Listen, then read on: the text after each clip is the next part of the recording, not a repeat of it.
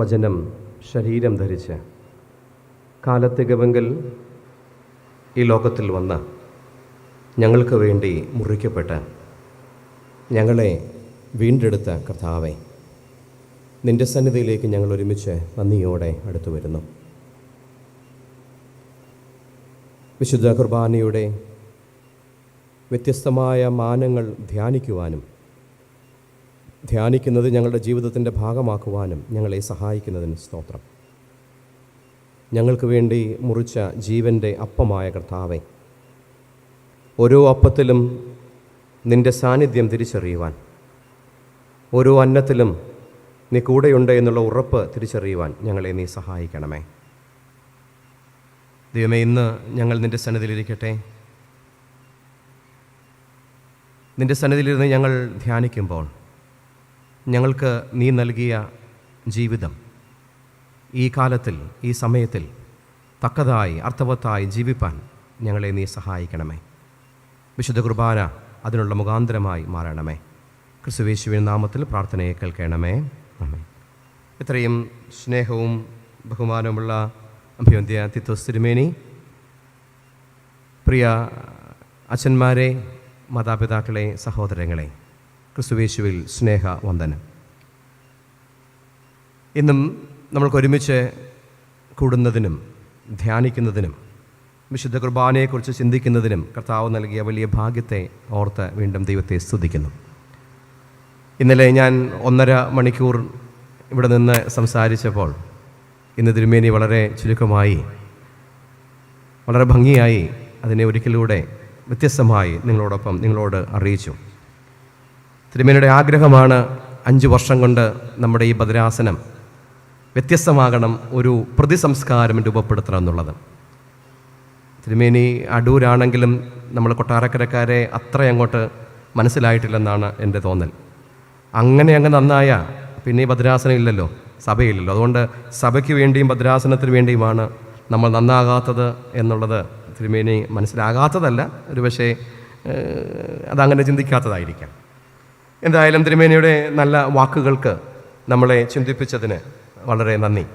ഞാൻ പറയാൻ ആഗ്രഹിച്ച പല കാര്യങ്ങളും തൻ്റെ ആദ്യ ആമുഖ പ്രസംഗത്തിൽ തിരുമേനി ഇന്ന് പറയുകയുണ്ടായി. അതുകൊണ്ട് തന്നെ പറയുന്നത് ചിലതൊക്കെ തിരുമേനി പറഞ്ഞതിന് ഞാൻ ഒന്നുകൂടെ എടുത്ത് പറയുന്നതായി തോന്നിയേക്കാം നിങ്ങൾക്ക്. ഇന്നലെ നമ്മൾ അപ്പത്തെക്കുറിച്ച്, വിശുദ്ധ കുർബാനയും ആഹാരവും എന്നതിനെക്കുറിച്ചാണ് പ്രധാനമായി ചിന്തിച്ചത്. ഇന്ന് നിങ്ങളെല്ലാം ആഹാരം കഴിച്ചിട്ടാണ് വന്നത് എന്ന് ഞാൻ വിശ്വസിക്കുന്നു. ഇന്നലെ ആഹാരം കഴിച്ചിട്ടാണ് മടങ്ങിപ്പോയത് എന്ന് ഞാൻ ഓർക്കുന്നു. ഏതൊരു മീറ്റിംഗ് ആണെങ്കിലും, അതിന് ഈ കൺവെൻഷൻ ആണെങ്കിലും എന്ത് മീറ്റിംഗ് ആണെങ്കിലും, ആഹാരം നല്ലതല്ലെങ്കിൽ ആ മീറ്റിംഗ് പോയി എന്നർത്ഥം അല്ലേ? എത്ര നമ്മൾ നല്ല ഒരു പ്രസംഗം കേട്ടു എന്ന് പറഞ്ഞാലും നല്ല ആഹാരം കിട്ടിയില്ലെങ്കിൽ നമ്മൾക്കത് സന്തോഷകരമാകത്തില്ല. അതുകൊണ്ട് നല്ല ആഹാരം ഇന്നലെയും ലഭിച്ചു എന്ന് ഞാൻ വിശ്വസിക്കുന്നു. ഓരോ നിമിഷവും, ഏത് നിമിഷവും ആഹാരം നമ്മൾ ഉപയോഗിക്കുമ്പോൾ ക്രിസ്തു കൂടെയുണ്ട് എന്നുള്ള ഉറപ്പാണല്ലോ. അതുകൊണ്ട് ഓരോ ആഹാരവും, എവ്രി ബൈറ്റ് ഈസ് എ കുർബാന എന്ന് പറയാനാണ് ഞാൻ ഇന്നലെ ആഗ്രഹിച്ചത്. തുടക്കത്തിൽ തന്നെ ഞാൻ പറഞ്ഞു, 3 രീതിയിലാണ് ഈ 3 ദിവസത്തെയും നമ്മുടെ സംഭാഷണങ്ങളെ ഒന്ന് ക്രമീകരിക്കുന്നതിന് ആഗ്രഹിക്കുന്നത്. ഇന്നലെ എന്ത് എന്നുള്ളതാണ്, വാട്ട്. ഇന്ന് വെൻ, എപ്പോൾ, സമയം എന്നുള്ളത് ചിന്തിക്കാം എന്നാണ് ആഗ്രഹിക്കുന്നത്. വിശുദ്ധ കുർബാനയും മിശിഹായുടെ സമയക്രമവും, ഹോളി കുർബാന ആൻഡ് ടൈം, അതിനെക്കുറിച്ച് ചിന്തിക്കാം എന്നാണ് ആഗ്രഹിക്കുന്നത്. 2 വാക്യങ്ങൾ വായിക്കട്ടെ. ഒന്ന് നമുക്ക് സുപരിചിതമായ വാക്യങ്ങളാണ്. വിശുദ്ധ മർക്കോസിൻ്റെ സുവിശേഷം 1-ാം അധ്യായം 15-ാം വാക്യം. കാലം തികഞ്ഞു, ദൈവരാജ്യം സമീപിച്ചിരിക്കുന്നു. കാലം തികഞ്ഞു, ടൈം ഹസ് കം. 1 കൊരിന്ത്യർ 11:26. അങ്ങനെ നിങ്ങൾ ഈ അപ്പം തിന്നുകയും പാനപാത്രം കുടിക്കുകയും ചെയ്യുമ്പോഴൊക്കെയും കർത്താവ് വരുവോളം അവൻ്റെ മരണത്തെ പ്രസ്താവിക്കുന്നു. കർത്താവ് വരുവോളം, അൻറ്റിൽ ഹി കംസ്. വിശുദ്ധ കുർബാന സമയത്തെ കുറിക്കുന്ന അനുഭവമാണ്, ടൈം. എന്ത് കഴിക്കുന്നു, എന്ത് ഉപയോഗിക്കുന്നു എന്നുള്ളത് പോലെ തന്നെ എപ്പോൾ, വെൻ, അതും വളരെ പ്രാധാന്യമുള്ളതാണ്. സി രാധാകൃഷ്ണൻ എന്ന് പറയുന്ന മനോഹരമായ എഴുത്തുകാരൻ, ചിന്തകൻ, എഴുത്ത് എന്ന ഒരു പുസ്തകത്തിൽ, ഒരു മാഗസീനിൻ്റെ മുഖക്കുറി എഴുതുന്നയാളാണ് സി രാധാകൃഷ്ണൻ. അദ്ദേഹത്തിൻ്റെ എഴുത്ത് എന്ന ഒരു മാഗസിനിൽ ഒരു പ്രാവശ്യം വന്ന ഒരു മുഖക്കുറിയുടെ ടൈറ്റിൽ ഇങ്ങനെയാണ്: കുറച്ചുകൂടിയേ ഉള്ളൂ നരകദൂരം എന്നാണ്. കുറച്ചുകൂടിയേ ഉള്ളൂ നരകദൂരം. അതിൽ അദ്ദേഹം ഈ ഇന്നത്തെ അനുഭവങ്ങളെയൊക്കെ ഇങ്ങനെ വിവരിക്കുന്നുണ്ട്. ഈ മനുഷ്യൻ ഭൂമുഖത്തെ ഉടലെടുത്ത അന്ന് മുതൽ ഇന്നലെ വരെ ഉണ്ടായ എല്ലാ മരണങ്ങളും കൂടുതലും 95% അല്ലെങ്കിൽ അതിൽ കൂടുതലും ഉണ്ടായത് ഈ മഹായുദ്ധങ്ങൾ കൊണ്ടാണ്. അതിനെക്കുറിച്ചൊക്കെയാണ് അദ്ദേഹം അതിൽ പറയാൻ ആഗ്രഹിക്കുന്നത്. മതം സമാധാനവും സന്തോഷവും നൽകുമ്പോൾ മതത്തിൻ്റെ പേരിലുള്ള യുദ്ധങ്ങളും കലഹങ്ങളുമാണ് കൂടുതലുമുള്ളത്. അത് വാസ്തവമാണ്. വേദപുസ്തകം നമ്മൾ പഠിക്കുമ്പോൾ ആദ്യത്തെ കൊലപാതകമുണ്ടായത് വിശ്വാസത്തിൻ്റെ പേരിലാണെന്ന് നമുക്കറിയാം. പ്രാർത്ഥനയുടെ പേരിലാണ്. ഈ കയീനും ഹാബേലും കൂടെ യാഗം കഴിക്കാൻ പോകുമ്പോൾ എൻ്റെ യാഗമാണോ സ്വീകരിക്കപ്പെട്ടത്, നിൻ്റെയാണോ സ്വീകരിക്കപ്പെട്ടത്? ചോദ്യം ഇതാണ്: എൻ്റെ വിശ്വാസമാണോ വലുത്, നിൻ്റെ വിശ്വാസമാണോ വലുത്? ആ വിശ്വാസത്തിൻ്റെ പേരിലാണ് ആദ്യത്തെ കൊലപാതകം ഉണ്ടായത്. അതന്നും ഇന്നും അങ്ങനെയാണ്. ഈ സി രാധാകൃഷ്ണൻ അതിൽ പറഞ്ഞു വെക്കുന്നത്, മനുഷ്യനെ പോലെ ഇങ്ങനെ മറ്റു സഹജീവികളെ കൊന്നുതള്ളി വിജയഭേരി മുഴക്കുന്ന മറ്റൊരു ജീവികളില്ല. മറ്റു ജീവികളെല്ലാം ഒരുപക്ഷെ പ്രശ്നങ്ങളൊക്കെ ഉണ്ടാകാറുണ്ട്, പക്ഷേ അവരാരും വംശഹത്യകൾ നടത്താറില്ല, കൂട്ടക്കുരുതികളൊന്നും ചെയ്യാറില്ല. മനുഷ്യൻ കൂട്ടക്കുരുതികൾ ചെയ്യുന്നവരാണ്. എന്നാൽ അതിൽ അദ്ദേഹം പറഞ്ഞു വെക്കുന്ന ഒരു ചിന്ത, എന്നാൽ അതിനപ്പുറത്തുള്ളൊരു ജീവിതത്തെക്കുറിച്ചുള്ളൊരു പ്രതീക്ഷയുണ്ട്. ആ പ്രതീക്ഷയാണ് സ്വർഗരാജ്യം, ദൈവരാജ്യം എന്നൊക്കെ നമ്മൾ പറയുന്ന പ്രതീക്ഷ. അതിലേക്കുള്ള ഒരു ദൂരം, അതിന് അദ്ദേഹം കൊടുത്തൊരു വാക്കാണ് നരകദൂരം എന്നുള്ളത്. എനിക്കതിലൊരു ചെറിയ വ്യത്യാസമുണ്ട്. ഇന്നത്തെ ഒരു ലോകത്തെ, ജീവിതത്തെ, ഇന്നത്തെ നമ്മുടെ കാലത്തെ, സമയത്തെ നരകത്തോട് ഉപമിക്കുക എന്ന് പറയുന്നത് അത്ര ശരിയാണോ എന്നെനിക്ക് തോന്നുന്നില്ല. എന്നാൽ അദ്ദേഹം അതിനെ ഒരു സിംബോളിക്കായിട്ട് ഉപയോഗിച്ചിരിക്കുകയാണ്. നമ്മൾ ഈ രീതിയിൽ ജീവിക്കുന്ന ഈ സമയം നരകതുല്യമാണ്. നരകതുല്യമായ സമയത്താണ് നമ്മൾ ഇന്ന് ജീവിക്കുന്നതെന്ന് പറഞ്ഞു വെക്കുകയാണ്. അങ്ങനെ ഞാനതിനെ സബ്സ്ക്രൈബ് ചെയ്യുന്നില്ല, പൂർണ്ണമായും അതിനെ സമ്മതിക്കുന്നില്ല, പൂർണ്ണമായും നമ്മൾ ജീവിക്കുന്നത് ഒരു നരകത്തിലാണ് എന്ന് ചിന്തിക്കുന്നില്ല. പക്ഷേ നരകതുല്യമാക്കുന്നുണ്ട് നമ്മൾ. അതിന് കാരണം നമ്മുടെ ആർത്തിയും ഭയവുമാണ്. നമ്മുടെ ദുരയും ഭയവുമാണ് ഒരു പക്ഷേ നമ്മുടെ സമയത്തെ നരകമാക്കി മാറ്റുന്നത് എന്ന് ചിന്തിക്കേണ്ട അത്യാവശ്യമാണ്. സമയം, കാലത്തിന് രണ്ട് പ്രത്യേകതകളുണ്ട് എന്ന് പറയാറുണ്ട്. ഒന്ന്, കാലം ഒരിക്കലും, സമയം ഒരിക്കലും തിരിച്ചു വരത്തില്ല. പോയ സമയം ഒരിക്കലും ഒരു തിരിച്ചുവരവില്ല എന്നുള്ളതാണ്. രണ്ട്, അതിൻ്റെ വഴി നമുക്ക് പ്രവചിക്കാൻ സാധിക്കുകയില്ല. ഇത് രണ്ടും കാലത്തിൻ്റെ പ്രത്യേകതകളാണ്, സമയത്തിൻ്റെ പ്രത്യേകതകളാണ്. ഒന്ന്, ഈ മരം ഒരിക്കലും ഇനി ഒരു വിത്തായി മാറില്ല, അത് മാറാൻ സാധ്യതയില്ല. എന്നാൽ മരത്തിൽ നിന്ന് പുതിയ വിത്തുകൾ ഉണ്ടായേക്കാം, പക്ഷേ ഒരു മരം ഒരിക്കലും ഒരു വിത്തായി പിന്നെ മാറുകയില്ല. രണ്ട്, അതിൻ്റെ ഒഴുക്കിനെ പ്രവചിപ്പാൻ നമുക്ക് സാധിക്കുകയില്ല. സാധിക്കുമോ? എന്താണിത്? What is next? നമുക്ക് ഒരുപക്ഷെ പറയാനോ അറിയാനോ ഒക്കാത്ത കാര്യമാണ്. എൻ്റെ ചിന്ത അതാണ് ജീവിതത്തിൻ്റെ സൗന്ദര്യം എന്ന് പറയുന്നത്. ഇങ്ങനെ പറയാറുണ്ട്, ഈ uncertainty is the beauty of life എന്ന് പറയാറുണ്ട്. നാളെ എന്ത് സംഭവിക്കും എന്നുള്ള പ്രവചനാതീതമായ അനുഭവമാണ്. പക്ഷേ അതാണ് ജീവിതത്തെ സൗന്ദര്യമുള്ളതാക്കുന്നത്. നാളെ ഞാൻ എത്ര വയസ്സ് വരെ ഞാൻ ജീവിക്കും, ഞാനൊരു 80 വയസ്സ് വരെ ജീവിക്കും എന്നെനിക്കൊരു ഉറപ്പുണ്ടെങ്കിൽ, 1960 70 ഇന്ന മാസം ഇന്ന സമയത്തെ ഞാൻ മരിക്കുകയുള്ളൂ എനിക്ക് ഉറപ്പുണ്ടെങ്കിൽ, ഞാൻ ജീവിക്കുന്നതിന് വലിയ സൗന്ദര്യമില്ല എന്നാണ് എൻ്റെ വിശ്വാസം. കാരണം അടുത്ത നിമിഷം ഒരുപക്ഷെ ഞാൻ മരിച്ചു പോയേക്കാം എന്നുള്ളൊരു ചിന്തയാണ് ഇന്ന് കുറച്ചുകൂടെ നമുക്ക് ഇന്നത്തെ അനുഭവത്തെ കുറച്ചുകൂടെ സൗന്ദര്യമുള്ളതാക്കി മാറ്റുന്നത്. അതാണ് അൺസർട്ടനിറ്റി. വിശുദ്ധ കുർബാന ഇന്നത്തെ കാലത്തെ, ഇന്നത്തെ സമയത്തെ കുറച്ചുകൂടെ വിശാലമായി സൗന്ദര്യത്തോടെ കാണാൻ നമ്മെ പ്രേരിപ്പിക്കുന്നതാണ്. അതിനെ കുറച്ചുകൂടെ സീരിയസ് ആയി കാണണം എന്ന് നമ്മെ ഓർമ്മിപ്പിക്കുന്നതാണ് ഈ വിശുദ്ധ കുർബാന. സമയം എന്നെങ്കിലും അധികമായി തോന്നിയിട്ടുണ്ടോ? ചില പ്രസംഗം കേൾക്കുമ്പോൾ ചിലപ്പോൾ നിങ്ങൾക്ക് തോന്നാറുണ്ട്. ഞാൻ ഇവിടെ നിന്നൊരു അരമണിക്കൂർ അല്ലെങ്കിൽ 3/4 മണിക്കൂർ എന്നുള്ളത് 1 മണിക്കൂറൊക്കെ കഴിഞ്ഞ് കഴിഞ്ഞാൽ നിങ്ങൾക്ക് തോന്നും, അയ്യോ സമയം പോകുന്നില്ലല്ലോ എന്ന് ചിലപ്പോൾ തോന്നിയേക്കാം. നിങ്ങൾ സമയത്തെ നോക്കും, വാച്ച് നോക്കും.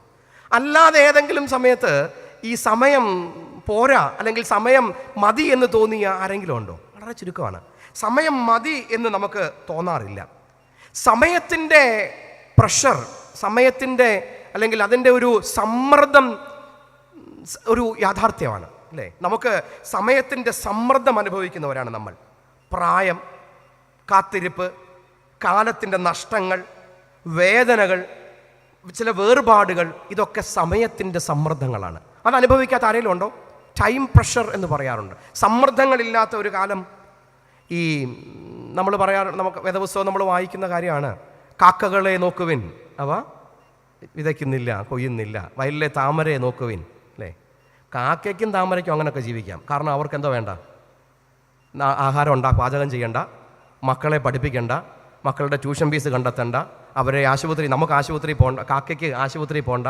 ഇതൊന്നും കാക്കയ്ക്ക് പ്രശ്നമില്ലാത്തത് കൊണ്ട് കാക്കയ്ക്ക് അങ്ങനെയൊക്കെ ജീവിക്കാം. നമുക്കിങ്ങനെ ജീവിക്കാൻ സാധിക്കുമോ?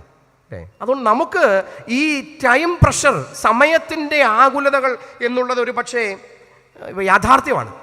എന്നാൽ ആ യാഥാർത്ഥ്യത്തിലും അർത്ഥവത്തായി ജീവിക്കാൻ നമുക്ക് സാധിക്കും. എങ്ങനെയാണ്?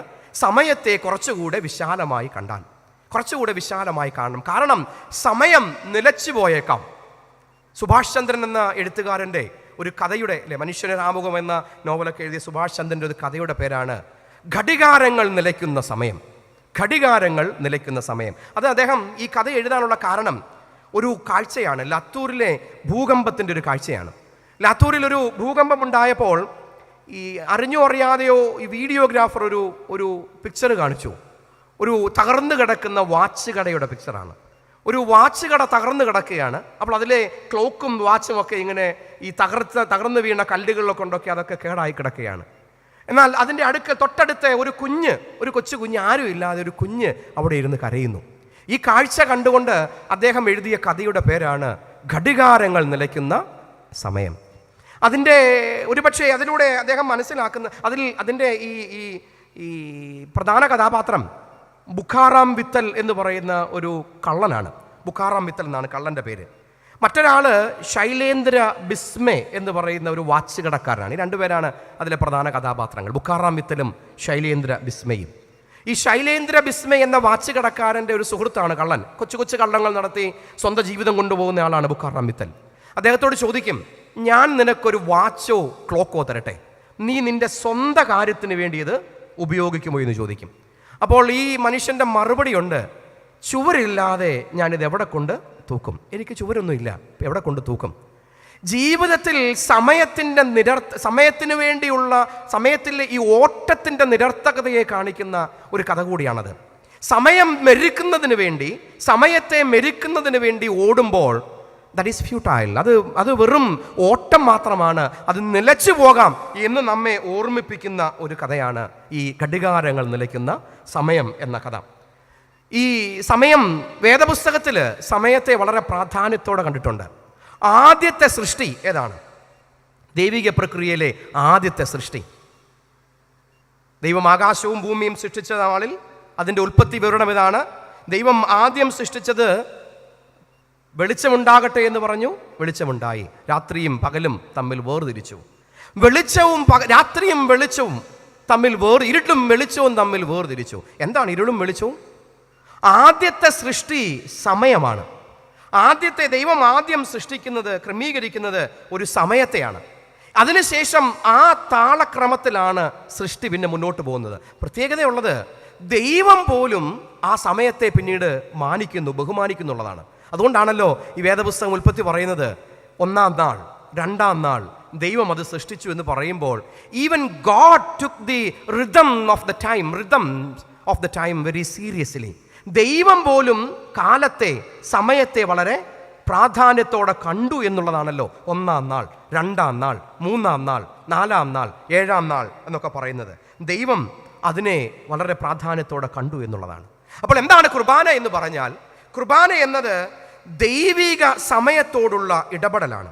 ദൈവത്തിൻ്റെ Eucharist is an encounter with God's time. ദൈവിക സമയത്തോടുള്ള ഇടപെടലാണ്. അപ്പോൾ ഒരു ചോദ്യം ചോദിക്കാം, ഏതാണ് ദൈവിക സമയം അല്ലാത്തത്? അപ്പോൾ അതിന് ഉത്തരം ഇതാണ്. 2 മണിക്കൂറത്തെ കുർബാന എന്ന് പറയുന്നത് ബാക്കിയുള്ള എല്ലാ സമയത്തിൻ്റെയും ഒരു പരിച്ഛേദമാണ്, ഒരു ആർക്കിടൈപ്പ്, ഒരു കൊച്ചു രൂപമാണ്, കൊച്ചു സമയമാണ്. ആ 2 മണിക്കൂറത്തെ നമ്മുടെ ദൈവത്തോടൊപ്പമുള്ള ആ ഇടപെടൽ എന്ന് പറയുന്നത് ബാക്കിയുള്ള പൂർണ്ണമായ സമയത്തെ ക്വാളിഫൈ ചെയ്യുന്നതാണ്, സൗന്ദര്യമുള്ളതാക്കി മാറ്റുന്നതാണ്. അപ്പോൾ കുർബാന നമ്മളോട് പറയുന്നത് living eucharistically in the daily rhythms of life.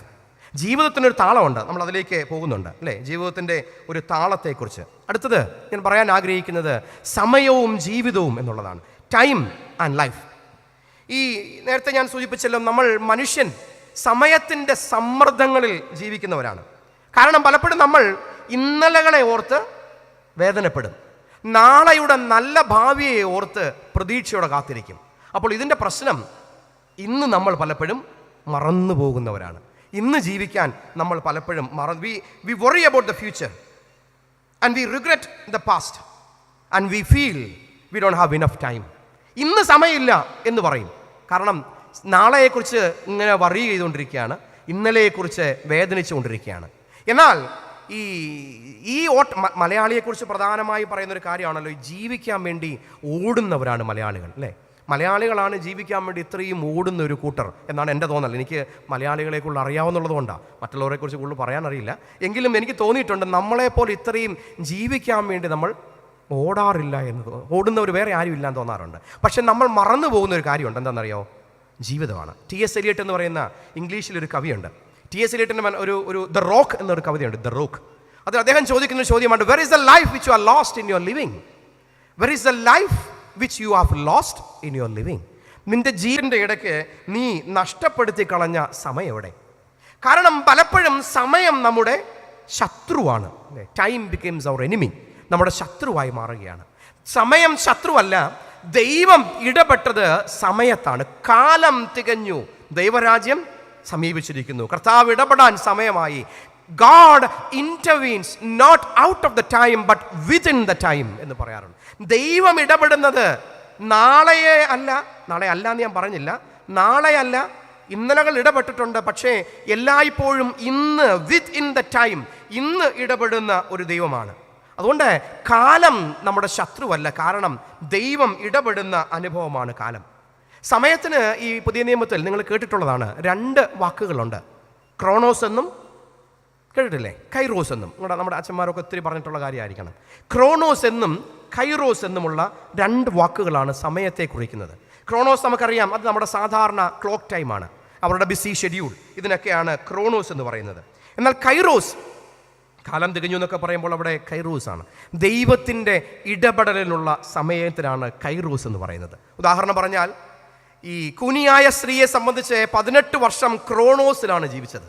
എന്നാൽ ഒരു ദിവസം ഈ ദേവാലയത്തിൽ ആരാധിച്ചപ്പോൾ ക്രിസ്തു അവളെ കണ്ടപ്പോൾ ദാറ്റ് ബിക്കെയിം ഹെർ കൈറോസ്, അവളുടെ ഒരു കൈറോസ് ആയിട്ട് മാറി. സക്കായിയെ സംബന്ധിച്ച് ആ കാട്ടത്തിയുടെ മുകളിൽ കയറിയിരുന്ന ഒരു കാലമുണ്ടല്ലോ, അതിനെ പറയാം വേണമെങ്കിൽ കൈറോസ് എന്ന് പറയാം. പൗലോസിനെ സംബന്ധിച്ച് ജീവിതത്തിൻ്റെ ക്രോണോസിലൂടെ ഓടിയപ്പോൾ, ഡെമസ്കോസിൻ്റെ പടിവാതിൽക്കൽ എത്തിയപ്പോൾ that became his kairos, കൈറോളജിക്കൽ moment. അതൊരു ദൈവത്തിൻ്റെ ഇടപെടലിൻ്റെ സമയമാണ്. ദൈവം ഇടപെടുന്ന സമയത്തിന് പറയുന്ന പേരാണ് ഈ കൈറോസ് എന്ന് പറയുന്നത്. അങ്ങനെയെങ്കിൽ every moment of a life is not chronos but kairos. അതല്ല എന്ന് പറയാൻ ആർക്കൊക്കും? നമ്മുടെ ജീവിതത്തിൻ്റെ ഓരോ നിമിഷവും അത് ദൈവത്തിൻ്റെ ഇടപെടലിൻ്റെ സമയങ്ങളാണ്. അത് നമ്മെ പഠിപ്പിക്കുന്നതാണ് Qurbana. Every moment of our life is a kairos. ഇത് നമ്മെ പഠിപ്പിക്കുന്നതാണ് കുർബാന. സമയത്തിനുള്ളിൽ ലഭിച്ചൊരു സമ്മാനമാണ് ജീവിതം എന്ന് പറയുന്നത്. പലപ്പോഴും നമ്മൾ ഈ സമയത്തെ മെരുക്കാനായി നമ്മളിങ്ങനെ ഓടുന്നവരാണ്, സമയത്തെ മെരുക്കാൻ. ഈ ടൈം മാനേജ്മെൻറ്റ് എന്നൊരു വാക്ക് നമ്മൾ കേട്ടിട്ടുണ്ടല്ലോ. നമ്മളെപ്പോഴും പറയും ടൈം മാനേജ് ചെയ്യണം. അങ്ങനെ ഒരു വാക്ക്, അങ്ങനെ ഒരു നടക്കുന്ന കാര്യമാണോ? ജീവിതത്തിന് 24 മണിക്കൂറേ ദിവസത്തിനുള്ളൂ, 60 സെക്കൻഡേ ഉള്ളൂ. 60 സെക്കൻഡുകൾ ചേരുമ്പോൾ 1 മിനിറ്റ് ആകും, 60 മിനിറ്റുകൾ ചേരുമ്പോൾ 1 മണിക്കൂറാകും, 24 മണിക്കൂറാകുമ്പോൾ 1 ദിവസമാകും. ഇനി നമ്മൾ എത്ര ശ്രമിച്ചാലും ഈ 60 സെക്കൻഡിൽ കൂട്ടാൻ പറ്റത്തില്ല, അത് അങ്ങനെ തന്നെ പോവുകയുള്ളൂ. അതുകൊണ്ട് ടൈം മാനേജ്മെൻറ്റ് എന്നൊരു വാക്ക് തെറ്റാണ്. പിന്നെന്താ നമ്മൾ ഉപയോഗിക്കുന്നത്? സെൽഫ് മാനേജ്മെൻ്റ് ആണ്. നമ്മുടെ ജീവിതത്തെ വേണം നമുക്ക് രൂപപ്പെടുത്താം. സമയത്തെ നമുക്ക് മെരുക്കാൻ സാധിക്കില്ല. എന്നാൽ നമുക്ക് സാധിക്കുന്ന ഒന്നുണ്ട്, ഏതാണ്? നമ്മുടെ ജീവിതത്തെ നമുക്ക് മെരുക്കാൻ, നമ്മുടെ ജീവിതത്തെ മെരുക്കുക എന്ന് പറഞ്ഞാൽ രൂപപ്പെടുത്താൻ സാധിക്കും. അതാണ് ഒരു പക്ഷേ നമ്മുടെ ജീവിതം. നമ്മുടെ ജീവിതത്തെ രൂപപ്പെടുത്തിയെടുക്കേണ്ടത് നമുക്ക് സാധിക്കും. അതാണ് നമ്മുടെ ജീവിതം. എങ്ങനെയാണ് ജീവിതത്തെ രൂപപ്പെടുത്തുന്നത്? ഈ ഒരു പ്രശസ്തനായ ഒരു ഫിലോസഫർ ഉണ്ട്. അദ്ദേഹത്തിൻ്റെ പേര് ഈ ലെവിനാസ് എന്നൊരു പേരാണ്. ലെവിനാസ്. അദ്ദേഹത്തിൻ്റെ ഒരു ചിന്തയുണ്ട്. ടൈം എന്ന് what is time? Time is not first about physics or philosophy but about responsibility. Time means responsibility. സമയം എന്ന് പറയുന്നത് ഉത്തരവാദിത്വമാണ്. അപരനോടുള്ള, അയൽക്കാരോടുള്ള, അതാണല്ലോ തിരുമേനി ഇത്രയും നേരം പറഞ്ഞത്. ഞാനതൊന്ന് ചുരുക്കി പറയുന്നതേ ഉള്ളൂ. സമയം എന്ന് പറയുന്നത് ഉത്തരവാദിത്വമാണ്. Time is nothing but responsibility. സമയത്തെ രൂപപ്പെടുത്തുക എന്ന് പറഞ്ഞാൽ നമ്മുടെ ഉത്തരവാദിത്വങ്ങളെ രൂപപ്പെടുത്തുകയാണ്. നമ്മുടെ മക്കളോട്, നമ്മുടെ പങ്കാളികളോട്, നമ്മുടെ അയൽപക്കങ്ങളോട്, നമ്മുടെ സമൂഹത്തോട്, നമ്മുടെ സഭയോട്, വിശാലമായ ഈ പ്രപഞ്ചത്തോട് ഒക്കെ നമുക്കൊരു ഉത്തരവാദിത്വമുണ്ട്. So what is time? Nothing but responsibility. ഉത്തരവാദിത്വമാണ് അത്. ആ ഉത്തരവാദിത്വം അർത്ഥവത്തായി ചെയ്യുവാൻ നമ്മെ പ്രേരിപ്പിക്കുന്നതാണ് കുർബാന. കാരണം ക്രിസ്തു സമയത്തെ ഉത്തരവാദിത്വത്തോടെ കണ്ടയാളാണ്. ഈ പറഞ്ഞു വന്ന ക്രിസ്തു നമുക്കാരാ? ഒരു അനിയനായിട്ടോ അല്ലെങ്കിൽ മകനായിട്ടോ കൊച്ചുമകനായിട്ടോ വരും. നമ്മൾ ഈ ക്രിസ്തുവിനെ യേശു അപ്പച്ച എന്നൊക്കെ പറയാറുണ്ട്. അപ്പച്ച എന്നൊന്നും വിളിക്കേണ്ട പ്രായമൊന്നും ഇല്ലായിരുന്നു. 33 വയസ്സേ ഉള്ളൂ. എടാ ക്രിസ്തുവെ എന്ന് വിളിക്കുന്നത് എന്തെങ്കിലും തെറ്റുണ്ടോ എന്നെനിക്ക് തോന്നുന്നില്ല. എടാ യേശു എന്നൊക്കെ വിളിക്കാനുള്ള പ്രായമേ ആർക്കുണ്ടായിരുന്നുള്ളൂ? യേശുവിനുണ്ടായിരുന്നുള്ളൂ. അത്രയും പ്രായമാണ്, 33 വയസ്സ്. പക്ഷേ 33 വയസ്സെന്ന് പറയുന്നത് നമ്മുടെ കാലത്ത് നോക്കിയാൽ വലിയ പ്രായമൊന്നുമല്ല.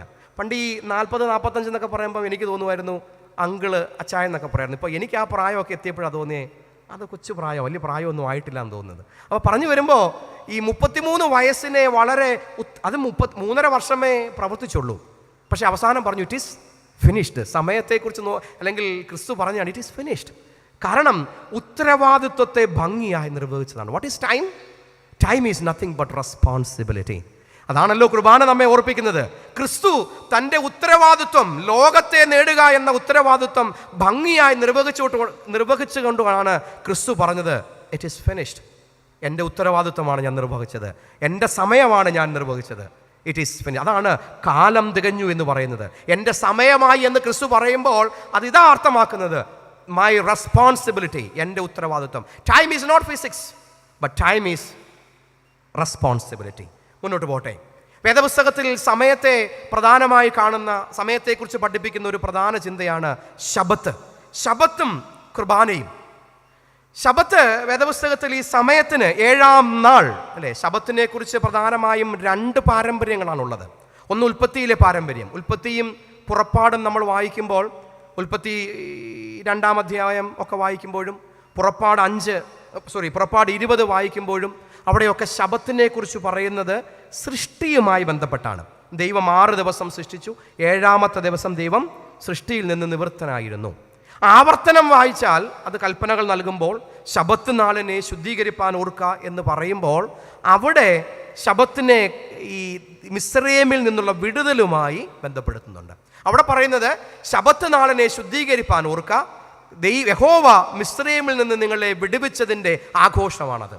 അതുകൊണ്ട് ശബത്ത് സൃഷ്ടിയും വിടുതലും ഉള്ളതാണ്. എന്തായിരുന്നു ശബത്ത്?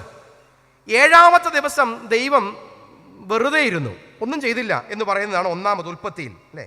ഈ വേദപുസ്തകത്തിൽ ആദ്യമായി ഒരു വസ്തു, എന്തെങ്കിലും ഒന്നിനെ അനുഗ്രഹിച്ചു എന്ന് പറയുന്നത് ഒരു സമയത്തെയാണ്. മനുഷ്യനെയോ വസ്തുവിനെയോ ഒന്നും അല്ല, ഒരു സ്ഥലത്തെ അല്ല, ഒരു സമയത്തെയാണ്. ദൈവം 7-ാം ദിവസത്തെ അനുഗ്രഹിച്ചു. God blessed the 7th day and made it holy എന്നാണ്. അപ്പോൾ ദൈവം ആദ്യമായി അനുഗ്രഹിച്ചത് ഒരു സമയത്തെയാണ്. പിന്നീടാണ് ദൈവത്തിൻ്റെ അനുഗ്രഹം മനുഷ്യർക്കോ ഒക്കെ കൊടുക്കുന്നത്. എന്നാൽ ആദ്യം അനുഗ്രഹിച്ചത് സമയത്തെയാണ്. Made it holy and blessed. 7-ാമത്തെ ദിവസത്തെ ദൈവം അനുഗ്രഹിച്ചു എന്ന് പറയുന്നു. ഈ ശബത്ത് 2-ാമത്തെ ചിന്ത പുറപ്പാടാണ് അല്ലേ. നമ്മൾ പറഞ്ഞു പുറപ്പാട് മിസ്രയീമിൽ നിന്നും വിടുവിച്ചത്. എന്തിനായിരുന്നു മിസ്രയീമിൽ നിന്നും ഇസ്രയേലിനെ വിടുവിച്ചത്? കാരണം ശബത്തില്ലാത്ത അനുഭവത്തിൽ നിന്നും ശബത്തുള്ള ഒരു അനുഭവത്തിലേക്കൊരു മാറ്റമാണ് പുറപ്പാട്. മിസ്രയീമിൻ്റെ പ്രത്യേകത അവിടെ ശബത്തില്ലായിരുന്നു എന്ന് വെച്ചാൽ, ഈ മിസ്രയീമിൻ്റെ പ്രത്യേകത നമുക്കറിയാമല്ലോ. മനുഷ്യനോ ഈ ഇസ്രയേലിനോട് പറഞ്ഞു, നിങ്ങൾക്ക് ഇനി കച്ചിയും വൈക്കോൽ അതൊക്കെ കുറച്ചേ തരികയുള്ളൂ, പക്ഷേ നിങ്ങൾ എന്ത് ചെയ്യണം? അത് ഇതുവരെ ഉണ്ടാക്കിയ അതേ കട്ടകൾ ഉണ്ടാക്കണം, കഷ്ടപ്പെടണം. നിങ്ങൾ കഷ്ടപ്പെട്ടാൽ നിങ്ങൾക്ക് കൂടുതൽ ഉണ്ടാക്കാം. കഷ്ടപ്പെട്ടേ മതിയാകുകയുള്ളൂ, റെസ്റ്റ് എടുക്കാൻ പാടില്ല. അപ്പോൾ ഈ അടിമകൾ റെസ്റ്റ് എടുക്കാതിരിക്കണമെങ്കിൽ അടിമകളെ നോക്കുന്ന ടാസ്ക് മാസ്റ്റേഴ്സ് അല്ലേ, ഊഴിയ വേല വിചാരക്കാർ, അവരും കഷ്ടപ്പെടണം. കാരണം അടിമ ജോലി ചെയ്യുന്നുണ്ടോ ഇല്ലയോ നോക്കുന്നത് അവരാണ്. അവർ ജോലി ചെയ്യുന്നുണ്ടോ നോക്കുന്നത് അതിനും മുകളിലിരിക്കുന്നവരാണ്. അപ്പോൾ ഏറ്റവും അവസാനം വരുന്ന രാജാവ് വരെ ഉറക്കമില്ലാതെ യാതൊരു റെസ്റ്റുമില്ലാതെ പണിയെടുക്കുന്ന സ്ഥലത്തിൻ്റെ പേരാണ് മിസ്രയീം. കാരണം അവിടെ ശബത്തില്ല. എന്നാൽ ദൈവം യഹോവ അവരെ വിടുവിച്ചുകൊണ്ട് ആദ്യം അവർക്ക് കൊടുക്കുന്ന ഏറ്റവും വലിയ അനുഗ്രഹമാണ് ശബത്ത്. വെറുതെ ഇരിക്കണം എന്ന് പറയുന്ന അനുഭവം. അപ്പോൾ എന്ന് പറയുമ്പോൾ ശബത്തില്ലാത്ത മിസ്രയീമിൻ്റെ പ്രത്യേകതകളാണ് നിർബന്ധിത ജോലിയും വിശ്രമമില്ലായ്മയും, റെസ്റ്റ്ലെസ്നെസ് ആൻഡ് ബൗണ്ട് ലേബർ. ഈ നിർബന്ധിത ജോലിയും വിശ്രമമില്ലായ്മയും അത് അടിമ മാത്രമല്ല, രാജാവ് ഉൾപ്പെടെ ജോലി ചെയ്യണം അല്ലേ. ഈ മിസ്രയീമിൻ്റെ പ്രത്യേകത അവരുടെ ഒരു പിരമിഡിക്കലാണ് അവരുടെ സ്ട്രക്ചർ മുഴുവൻ. അടി വലിയതാണ്, ഇങ്ങനെ കുറഞ്ഞ് മുകളിലോട്ട് ടിപ്പിലാണ് എന്ന് പറയുമ്പോൾ താഴെ അടിമകളാണ്, മുകളിൽ ഇങ്ങനെ കുറഞ്ഞ് ഏറ്റവും ടോപ്പിൽ വരുന്നത് രാജാവാണ്. ഏറ്റവും അടിയിലെ അടിമ മുതൽ ഏറ്റവും മുകളിലെ രാജാവ് വരെ കഷ്ടപ്പെടണം. റെസ്റ്റ്ലെസ്നെസ് ആണ്, റെസ്റ്റ് ഈസ് ലേസിനെസ് എന്ന് പറയുന്നതാണ് മിസ്രയീം. വിശ്രമിക്കുക എന്ന് പറഞ്ഞാൽ അതെന്താ? അതൊരുമാതിരി ലേസിയാണ് എന്ന് പഠിപ്പിച്ച ഇടമാണ് മിസ്രയീം നൽകുന്നത്. കൂടുതൽ ജോലി ചെയ്യുക. ഇന്നത്തെ ഒരു കൾച്ചറും ഇതിൽ നിന്ന് വ്യത്യസ്തമല്ലല്ലോ. Work more, produce more, earn more and consume more. അതാണ് ഇന്നത്തെ ഒരു മന്ത്ര എന്ന് പറയുന്നത്. നിങ്ങൾ കൂടുതൽ കഷ്ടപ്പെട്ടാൽ എന്ത് ചെയ്യാം? കൂടുതൽ പ്രൊഡ്യൂസ് ഉണ്ടാക്കാം. കൂടുതൽ ഉണ്ടാക്കിയാൽ എന്ത് ചെയ്യാം? കൂടുതൽ ലാഭം ഉണ്ടാക്കാം. You can earn more. കൂടുതൽ ലാഭം ഉണ്ടാക്കിയാൽ നിങ്ങൾക്ക് കൂടുതൽ ഉപയോഗിക്കാം. അതിനപ്പുറം എന്താ ഉള്ളത്? അതിനപ്പുറം എന്തുകൊണ്ട് നമുക്കറിയില്ല.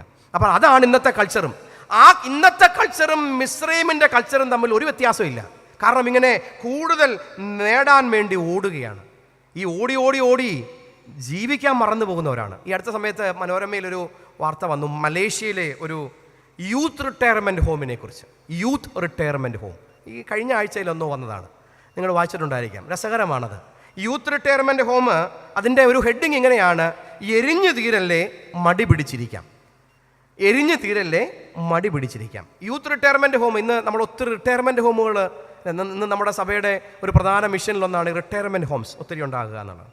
അപ്പോൾ മലേഷ്യയിൽ അവർ ചെയ്തത് പ്രായമുള്ളവർക്ക് വേണ്ടിയല്ല, യൂത്തിന് വേണ്ടി. 30 വയസ്സിൽ താഴെയുള്ളവർക്ക് അവിടെ പ്രവേശിക്കാൻ ഒക്കത്തുള്ളൂ.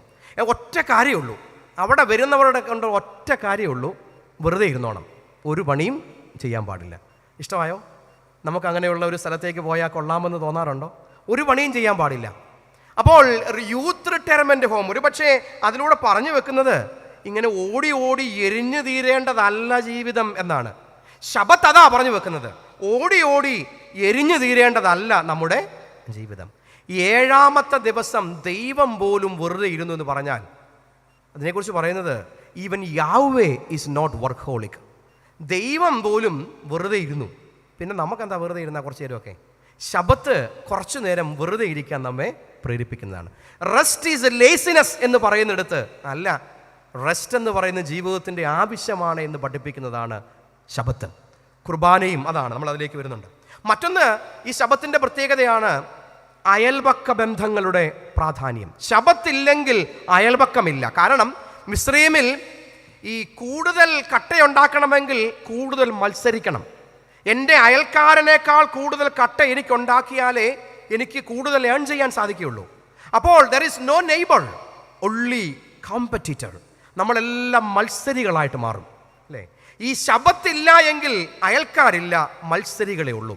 ശബത്തുണ്ടെങ്കിൽ മത്സരികളില്ല, അയൽക്കാരാണുള്ളത്. തിരുമേനി ഇന്ന് അയൽബന്ധങ്ങളെക്കുറിച്ചാണ് കൂടുതൽ പ്രധാനമായിട്ട് പറഞ്ഞത്.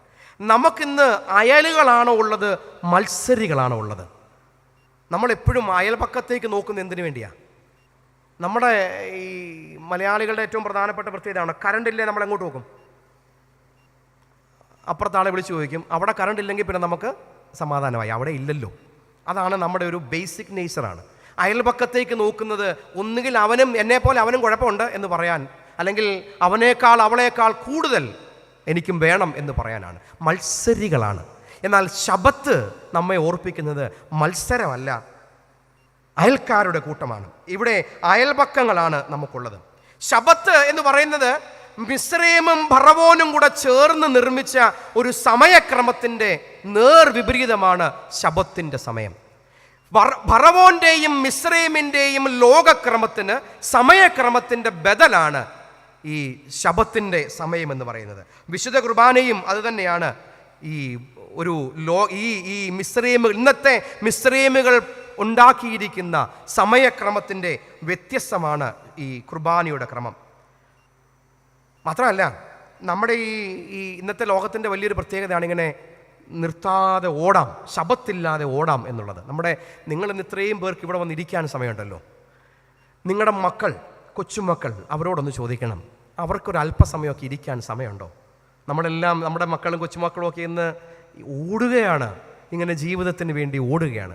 ആലീസ് ഇൻ വണ്ടർലാൻഡ് എന്ന് പറയുന്ന പുസ്തകമുണ്ട്, ആലീസ് ഇൻ വണ്ടർലാൻഡ്. അതിൻ്റെ 2ാമത്തെ ഭാഗത്ത് ഈ ലുക്കിംഗ് ത്രൂ ദ ഗ്ലാസ്, അതിനകത്ത് പറയുന്ന ഒരു കഥയുണ്ട്.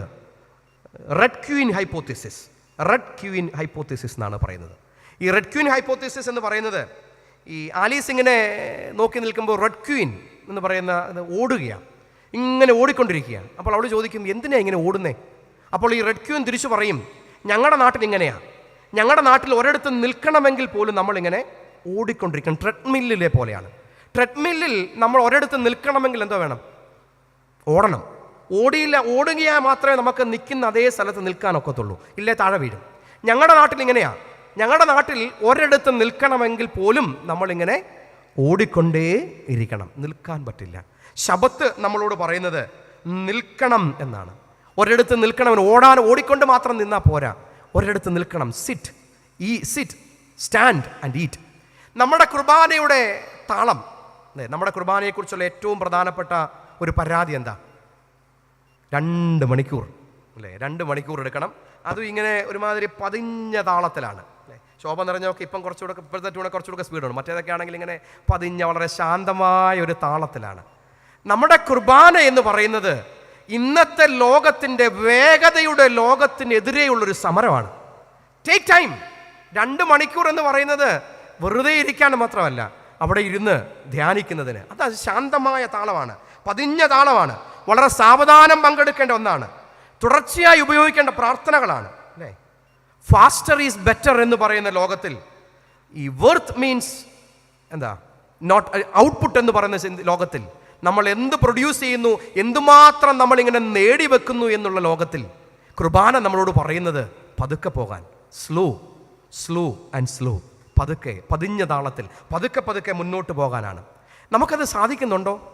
നമ്മുടെ പ്രശ്നമില്ല, സാധിക്കുന്നില്ല എന്നുള്ളതാണ്. ഇന്ന് ഏറ്റവും വലിയ ഒരു പരാതിയും ഇതാണ്, അച്ഛാ പെട്ടെന്ന് തീർക്കണം, പെട്ടെന്ന് തീർത്തിട്ട് വീട്ടിൽ പോകണം.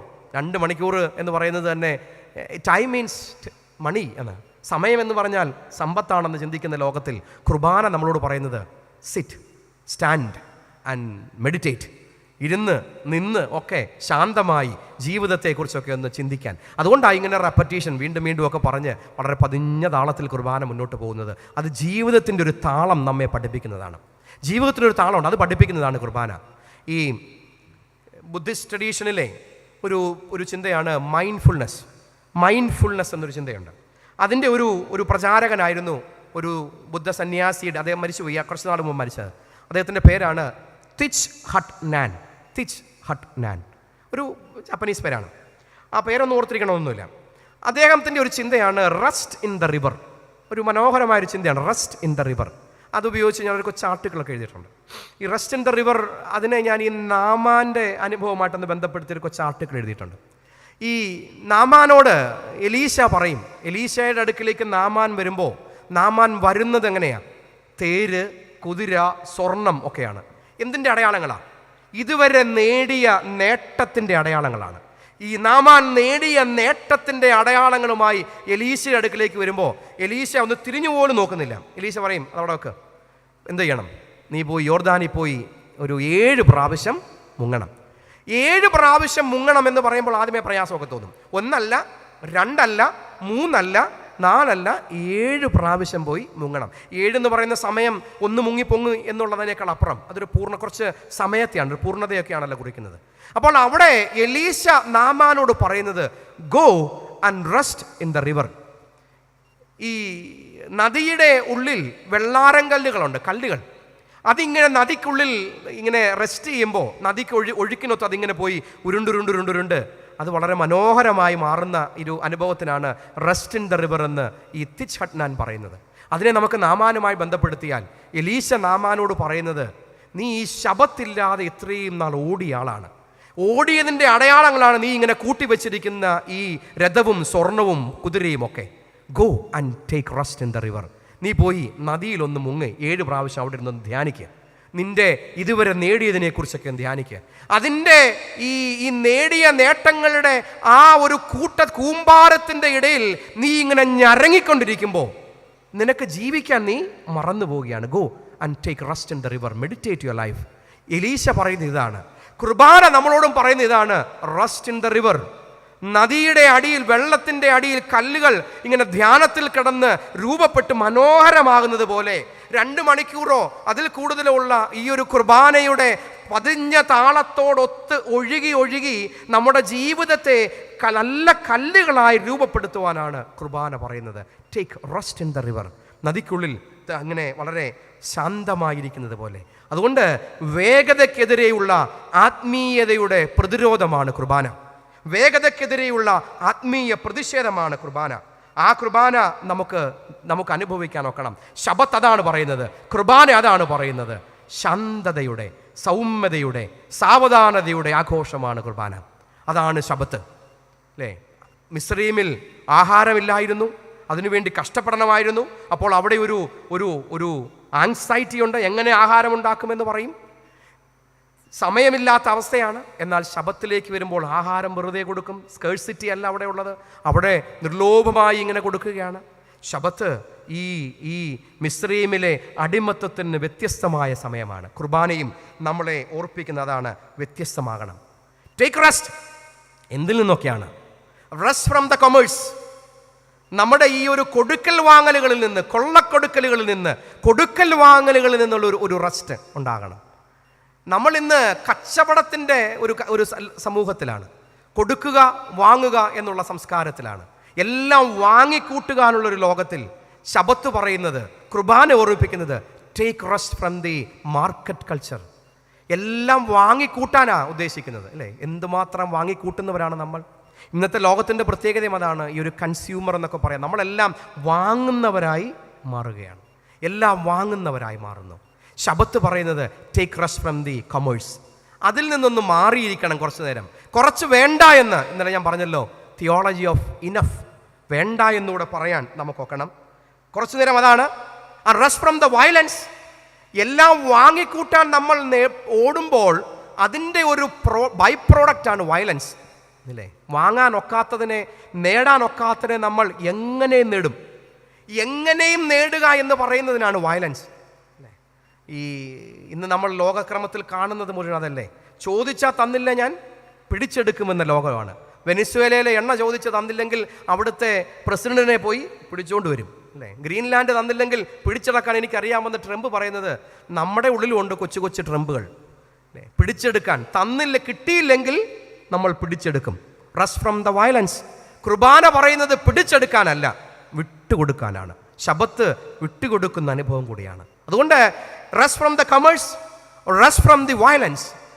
ഈ വയലൻസ് എന്ന് പറയുമ്പോൾ നമുക്ക് തോന്നും നമ്മൾ വയലൻസ് ഒന്നും കാണിക്കുന്നില്ലല്ലോ എന്ന്. ഉണ്ടോ? നമ്മൾ വയലൻസ് ഒന്നും കാണിക്കാത്ത ആളുകളാണല്ലോ. നമുക്ക് ഈ ആരെയും നമ്മൾ കൊല്ലാറില്ല, ആരെയും നമ്മൾ ഉപദ്രവിക്കാറില്ല. വയലൻസിന് ആയുധമൊന്നും വേണമെന്നില്ല. ഞാൻ ഈ ഛത്തീസ്ഗഡിൽ ഒരു 3 വർഷം ഉണ്ടായിരുന്ന ആളാണ്. ജഗദൽപൂർ എന്ന് പറയും, ബസ്തർ. മനോഹരമായൊരു സ്ഥലമാണ്, വളരെ സന്തോഷകരമായൊരു സ്ഥലമാണ്. ഞാനും എൻ്റെ സഹപാഠിയുമായ വർഗീസ് കോശിയച്ചനൊക്കെ അവിടെ ഉണ്ടായിരുന്നവരാണ്. ഞാൻ പലപ്പോഴും ചിന്തിച്ചിട്ടുണ്ട്, ഈ അവിടെ പാവങ്ങളാണ് മനുഷ്യർ. അവർക്കൊരാളെ കൊല്ലണമെങ്കിൽ അവിടുത്തെ ഈ നക്സലൈറ്റ്, ഈ ബസ്തർ നക്സലൈറ്റിൻ്റെ കേന്ദ്രമാണ്. ഈ നക്സൽസൊക്കെ പാവങ്ങളാണ്. അവർക്ക് ആരെങ്കിലും കൊല്ലണമെങ്കിൽ തോക്കോ ബോംബോ ഒക്കെ വേണം വയലൻസിന്. നമുക്ക് തോക്കും ബോംബൊന്നും ഒന്നും വേണ്ട. നമുക്കൊരാളെ കൊല്ലാൻ ദൈവം അനുഗ്രഹിച്ച് നമുക്കൊരു ആയുധം തന്നിട്ടുണ്ട്. ഏതാ? നമ്മൾ കൊട്ടാരക്കരക്കാർ ഇനി അത് പഠിപ്പിക്കേണ്ട ആവശ്യമല്ലോ ഉണ്ടോ, അല്ലേ? നമ്മളിനി കൊട്ടാരക്കരക്കാർക്ക് പ്രത്യേകിച്ച് ദൈവം അതിനകത്ത് ഒരു ഡിഗ്രി കൂടുതൽ തന്നിട്ടുണ്ടെന്നാണ് ഞാനൊരു കൊട്ടാരക്കരക്കാരനായതുകൊണ്ട് എനിക്ക് പറയാമല്ലോ. പുറത്തുനിന്ന് വന്ന് നമ്മളെ പറയുമ്പോഴല്ലയോ പ്രശ്നം. എനിക്കിവിടെ നിന്ന് പറയുമ്പോൾ ഞാനും നിങ്ങളുടെ കൂടെ ആയതുകൊണ്ട് എനിക്ക് നിങ്ങളോട് പറയുന്നതിന് പ്രശ്നമൊന്നുമില്ലല്ലോ.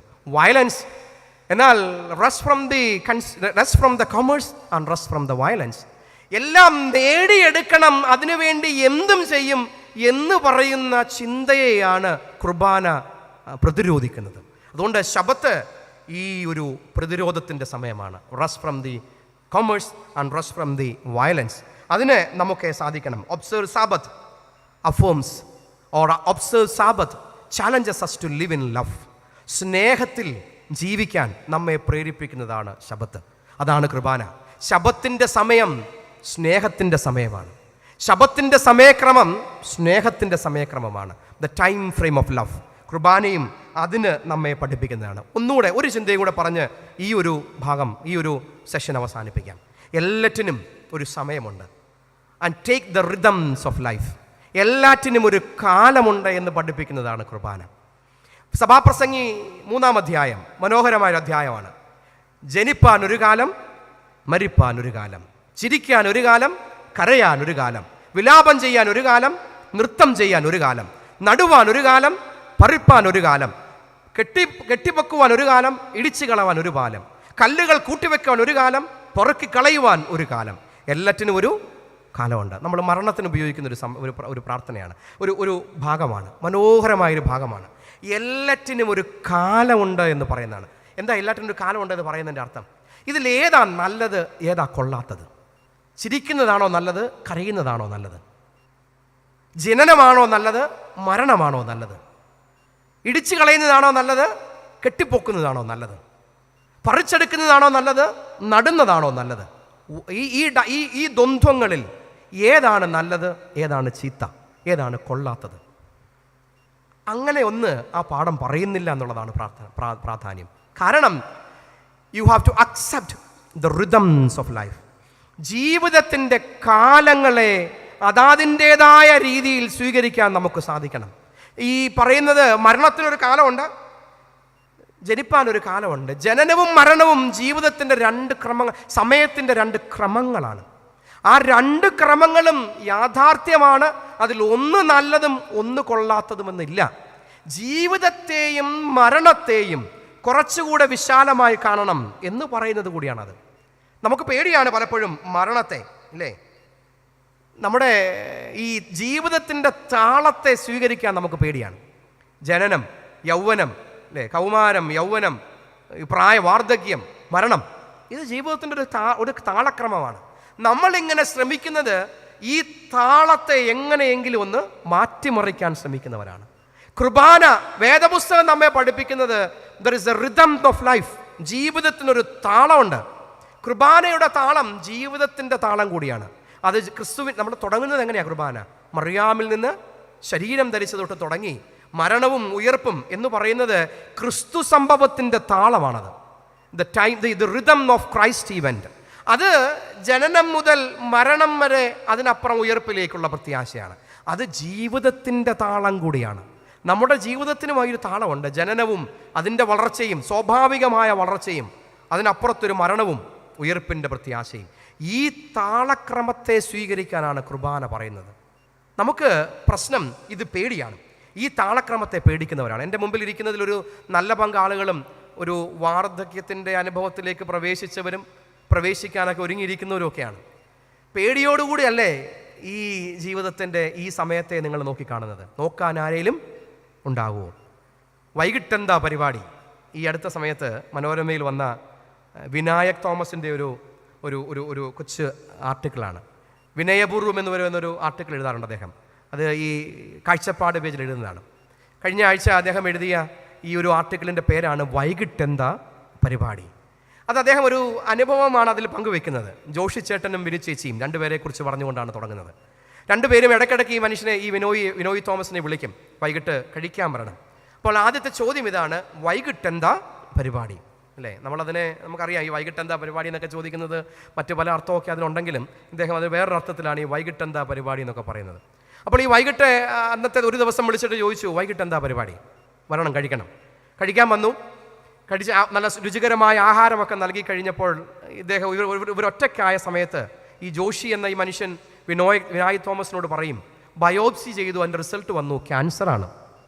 മരണത്തോടൊക്കെ അടുത്തിരിക്കുന്ന സമയം, അല്ലെങ്കിൽ അതിനെ ഒരു നോക്കിക്കാണുന്നൊരു സമയം. അപ്പോൾ അതിനുശേഷം അദ്ദേഹം ഈ വിനോയ് തോമസ് അതിൽ എഴുതിയിരിക്കുന്നത് മുഴുവൻ ഈ പ്രായമാകുമ്പോൾ എങ്ങനെ അതിനെ സ്വീകരിക്കണം എന്നൊക്കെ പറഞ്ഞുകൊണ്ടാണ്.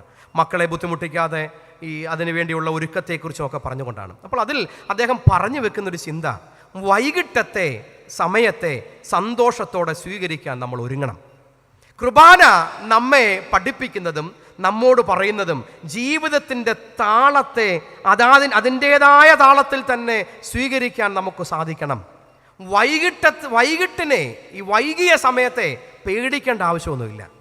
അതിനെയും സ്വീകരിക്കാൻ എനിക്കിപ്പോൾ ഇവിടെ ഒന്ന് പറയാം, 45 ആകുന്നേ ഉള്ളതുകൊണ്ട് പറയാം. 60 ആകുമ്പോഴാണ് ഈ പേടി വരും, അല്ലേ? അതിന് സാധ്യത ഉണ്ടെന്നാണ് എനിക്ക് തോന്നുന്നത്. പേടിയോടുകൂടി നമ്മൾ അതിനെ കാണുന്നവരാണ്. അപ്പോൾ ഈ ചോദ്യം എന്നും ചോദിക്കണം, വൈകിട്ടെന്താ പരിപാടി? വൈകിട്ടാകുമ്പോൾ അതിനെ പേടിക്കണ്ട, അത് ജീവിതത്തിൻ്റെ താളമാണ്. ഇന്നത്തെ നമ്മുടെ സമൂഹം, മാർത്തോമാ സമൂഹം, മലയാളി സമൂഹം അനുഭവിക്കുന്ന ഏറ്റവും വലിയ പ്രശ്നം എന്ന് പറയുന്നത് ഈ ഒരു ഏജിങ് ഓഫ് പോപ്പുലേഷനാണ്. നമ്മുടെ പള്ളികളിലൊക്കെ ചെല്ലുമ്പോൾ ഇതാണല്ലോ കൂടുതൽ, പ്രായമായവരുടെ എണ്ണം കൂടി വരികയാണ്. കുർബാന നമ്മെ ഓർപ്പിക്കുന്നത് നമ്മുടെ പ്രായമെന്ന് പറയുന്നത് അതൊരു ജീവൻ്റെ താളമാണെന്നും ആ താളത്തിന് അതിൻ്റേതായ ഒരു ക്രമമുണ്ട്, അത് സ്വീകരിച്ചേ മതിയാകുകയുള്ളൂ. അവിടെ ചിലപ്പോൾ ഒറ്റപ്പെട്ട, ഇപ്പോൾ നിങ്ങൾ 2 പേരുടെ ചേർന്നായിരിക്കും അതിനെ നേരിടുന്നത്, കുറച്ചുകൂടി കഴിയുമ്പോൾ ഒറ്റയ്ക്ക് നേരിടേണ്ടി വരും. നേരിടാനൊക്കണം. കുർബാന കൊള്ളുന്ന, അനുഷ്ഠിക്കുന്ന നമുക്ക് ഓരോരുത്തർക്കും അതിനെ നേരിടാനൊക്കണം. അതിനെ നേരിടാനൊക്കാതെ വരുമ്പോഴാണ് പലപ്പോഴും നമ്മൾ പല പ്രശ്നങ്ങളിലേക്ക്, ഈ ജീവിതത്തെ തന്നെ അവസാനിപ്പിക്കുന്നതിലേക്കൊക്കെ നമ്മൾ ഒരുപക്ഷെ പോകുന്നത്. ഈവൻ മരണത്തെ പോലും ഒരു സൗന്ദര്യത്തോടെ നേരിടാൻ കുർബാന നമ്മെ പഠിപ്പിക്കും. മരണത്തെ പേടിയോടെയല്ല, കുറച്ചുകൂടെ സൗന്ദര്യത്തോടെ നേരിടാൻ പഠിപ്പിക്കുന്നതാണ് കുർബാന. കാരണം ക്രിസ്തുവിൻ്റെ മരണത്തെ മാത്രമല്ല, ജീവനും പ്രവർത്തനവും എല്ലാം ഓർക്കുന്നുണ്ട്. അപ്പോൾ ക്രിസ്തുവിൻ്റെ മരണത്തെ കൂടെ ഓർക്കുന്ന ഒന്നാണ്, അതിനെ ആഘോഷിക്കുന്നതാണ് കുർബാനയെങ്കിൽ അത് ക്രിസ്തുവിൻ്റെ മരണത്തെ ആഘോഷിക്കാൻ വേണ്ടി മാത്രമല്ല, നമ്മുടെ മരണത്തിന് വേണ്ടി കൂടെ ഒരുങ്ങാൻ. അതുകൊണ്ടാണല്ലോ എല്ലാ കുർബാനയിലും നമ്മൾ പ്രാർത്ഥിക്കുന്നൊരു പ്രാർത്ഥനയുണ്ട്, സദരാ പ്രാർത്ഥന. ദൈവമേ, സമാധാന മക്കൾക്കുണ്ടാകുന്ന നല്ല അവസാനത്തിന്, എന്താ, ക്രിസ്തീയ പൂർണ്ണതയ്ക്ക് നല്ല മരണം വേണേ എന്നാണ് പ്രാർത്ഥിക്കുന്നത്. ഇനി അത് പ്രാർത്ഥിക്കുമ്പോൾ അത് പ്രാർത്ഥിക്കാതിരിക്കരുത് കേട്ടോ. നല്ല മരണവും ഞങ്ങൾക്ക്, എല്ലാ ഞായറാഴ്ച നമ്മൾ പ്രാർത്ഥിക്കുന്നത് അതല്ലേ, നല്ല മരണവും കൂടെ ഞങ്ങൾക്ക് നൽകണമേ. ഈ കുർബാന നമ്മെ പഠിപ്പിക്കുന്നതും പ്രേരിപ്പിക്കുന്നതും ജീവിതത്തിൻ്റെ ക്രമത്തെ, ഈവൻ ദ ഡെത്ത്, മരണത്തെ പോലും വിശാലതയോടെ സൗന്ദര്യത്തോടെ കാണാൻ നമ്മെ പ്രേരിപ്പിക്കുന്നതാണ് Qurbana. Celebrate the rhythms of life. ജീവിതത്തിൻ്റെ കാലങ്ങളെ ഒന്ന് അർത്ഥവത്തായി കാണാൻ നമുക്കൊക്കണം. വിശുദ്ധം എന്നൊരു വാക്കുണ്ടല്ലോ, ഹോളി എന്നൊരു വാക്ക്, അതിൻ്റെ ഒരു എബ്രായ ഭാഷയുണ്ട്. എബ്രായ വാക്ക് കാഡോഷ് എന്നാണ് പറയുന്നത്. കാഡോഷ് എന്നൊക്കെ പറയും. കാഡോഷ് എന്നൊക്കെ പല ഉപയോഗിക്കാറുണ്ട്. അതിൻ്റെ ഒരു യഥാർത്ഥ അർത്ഥം എന്ന് പറയുന്നത് ഈ വിശുദ്ധി എന്നുള്ളതിനേക്കാൾ അപ്പുറം ലൈഫ് ഇൻറ്റൻസിറ്റി എന്നാണ്. എന്ന് വെച്ചാൽ വിശുദ്ധമായിരിക്കുക എന്ന് പറഞ്ഞാൽ അതിൻ്റെ അർത്ഥം ജീവിതത്തെ കുറച്ചുകൂടെ ഊർജ്ജസ്വലമായി, കുറച്ചുകൂടെ ക്രിയാത്മകമായി കാണുക എന്നുള്ളതാണ്. Take every moment as holy. ഓരോ നിമിഷവും വിശുദ്ധമാണ്. കാരണം ഓരോ നിമിഷത്തെയും നമ്മൾ കുറച്ചുകൂടെ വിശുദ്ധമായി, കുറച്ചുകൂടെ ഊർജ്ജസ്വലതയോടെ കാണാൻ നോക്കണം. സമയത്തിനൊരു ക്രമം, ജീവിതത്തിനൊരു ക്രമമുണ്ട്. ഈ ക്രിസ്തുവിൻ്റെ ആദ്യത്തെ പരീക്ഷ കല്ലപ്പമായി തീരാനാണ്. ബോബി ജോസ് കട്ടിക്കാടച്ചൻ അതിനെക്കുറിച്ച് മനോഹരമായൊരു ചിന്ത പറയുന്നുണ്ട്. കല്ല് അപ്പമായി തീരും, അതിനൊരു സമയമുണ്ട്. കല്ല് പൊടിയണം, കല്ല് മണ്ണാകണം, മണ്ണിൽ വിത്ത് വിതയ്ക്കണം, ആ വിത്ത് വിതച്ച് വിത്ത് മുളച്ചു വരണം, അത് കൊയ്തെടുക്കണം, അതിനെ പിന്നീട് അപ്പമാക്കി എടുക്കണം. അപ്പോൾ അതിനൊരു സമയമുണ്ട്. ആ സമയത്തിൻ്റെ ഒരു പ്രകൃതിയുടെ ഒരു താളത്തെ, ജീവിതത്തിൻ്റെ ഒരു താളത്തെ ഒന്ന് സീരിയസ് ആയി കാണുക, അതാണ് ആദ്യത്തെ പരീക്ഷ എന്ന് പറയാറുണ്ട്. അർത്ഥവത്താണ്, മനോഹരമാണ്. ജീവിതത്തിനൊരു താളമുണ്ട്. കല്ലും അപ്പമായി തീരും, പക്ഷേ ഇറ്റ് വിൽ ടേക്ക് ടൈം. അതിൻ്റെ ഒരു കാലത്തിലൂടെ കടന്നു പോയാൽ കല്ലും അപ്പമായി തീരും. അതിന് കാത്തിരിക്കണം നമ്മൾ. അതാണ് കുർബാന നമ്മെ ഓർപ്പിക്കുന്നത്. ഇവിടെ കൊണ്ട് ഈ ഒരു സെഷൻ നിർത്തട്ടെ, സമയം മുന്നോട്ട് പോകുന്നുവല്ലോ. കുർബാന നമ്മളോട് പറയുന്നത് ജീവിതത്തിൻ്റെ താളത്തെ, ക്രമത്തെ അതിൻ്റേതായ രീതിയിൽ സ്വീകരിക്കാൻ നോക്കണം. ശബത്തിൻ്റെ ക്രമത്തെ സ്വീകരിക്കാൻ നമുക്ക് സാധിക്കണം. ദൈവം സഹായിക്കട്ടെ. വിശുദ്ധ കുർബാനയെക്കുറിച്ചുള്ള ചില ചിന്തകൾ മാത്രമേ ഞാൻ പറയാൻ ആഗ്രഹിക്കുന്നുള്ളൂ. അത് ഇന്നലെ ഞാൻ പറഞ്ഞല്ലോ, ഇങ്ങനെ ആഹാരവും സമയവും ഇടവും എന്നൊക്കെയാണ്. നിങ്ങൾക്ക് ധാരാളം ചോദ്യങ്ങൾ ഉണ്ടായിരിക്കാം. ആ ചോദ്യങ്ങളിലൊക്കെ ഒരുപക്ഷെ ഈ നിങ്ങൾ വിശുദ്ധ കുർബാന അനുഭവിക്കുന്നതിനെക്കുറിച്ചുള്ള കുറേ പ്രാക്ടിക്കൽ ചോദ്യങ്ങളൊക്കെ കാണാം. ആ ചോദ്യങ്ങളൊക്കെ നിങ്ങൾക്ക് അതിലിട്ടാൽ ഞാൻ അല്ലെങ്കിൽ മറ്റുള്ളവരൊക്കെ അച്ഛന്മാരൊക്കെ അതിന് ഉത്തരം പറയും. ഞാനതിൻ്റെ ഒരു ലിറ്റേർജിയുടെ ഒരു പഠനം നടത്തുന്നതിനേക്കാൾ അപ്പുറം വിശുദ്ധ കുർബാന നമ്മുടെ ജീവിതത്തോട്, നമ്മുടെ അനുഭവങ്ങളോടൊക്കെ എങ്ങനെ സംവദിക്കുന്നു എന്ന് പറയാനാണ് കൂടുതൽ ആഗ്രഹിക്കുന്നത്. അതിനപ്പുറത്തേക്ക് ഈ വിശുദ്ധ കുർബാനയെക്കുറിച്ചുള്ള നിങ്ങളുടെ പ്രാക്ടിക്കലായിട്ടുള്ള ചോദ്യങ്ങളൊക്കെ ചോദിച്ചാൽ അതിന് ഒരു കളക്റ്റീവായിട്ടുള്ളൊരു ഉത്തരം എല്ലാത്തിനും ഇല്ലെങ്കിൽ പോലും ചിലതിനെങ്കിലുമൊക്കെ നൽകാനായി ശ്രമിക്കാം. അപ്പോൾ നിങ്ങളുടെ ചോദ്യങ്ങളൊക്കെ അതിൽ നൽകാം. ഇപ്പോൾ നമുക്ക് ഇന്നലെയും ഇന്നും നാളെയുമായി വിശുദ്ധ കുർബാന എങ്ങനെയാണ് നമ്മുടെ ജീവിതത്തിലെ ചില അനുഭവങ്ങളെ സ്വാധീനിക്കുന്നത് എന്ന് പറയാനാണ് ഞാൻ ആഗ്രഹിക്കുന്നത്. അല്ലേ, ആഹാരമാണെങ്കിൽ ഇന്ന് സമയമാണ്. മുന്നോട്ട് പോട്ടെ, വളരെ പെട്ടെന്ന് നിർത്തണമല്ലോ. 11:45 ഇപ്പം തന്നെയായി. ഒരു അരമണിക്കൂറിലൂടെ മാത്രമേ എനിക്ക് ഉള്ളൂ, അല്ലെങ്കിൽ ഒരു 30-40 മിനിറ്റ്സിനുള്ളിൽ ഞാൻ നിർത്തിയേക്കാം. വിശുദ്ധ കുർബാനയും ഉയർപ്പിൻ്റെ സമയക്രമവും, holy Qurbana and the time frame of resurrection.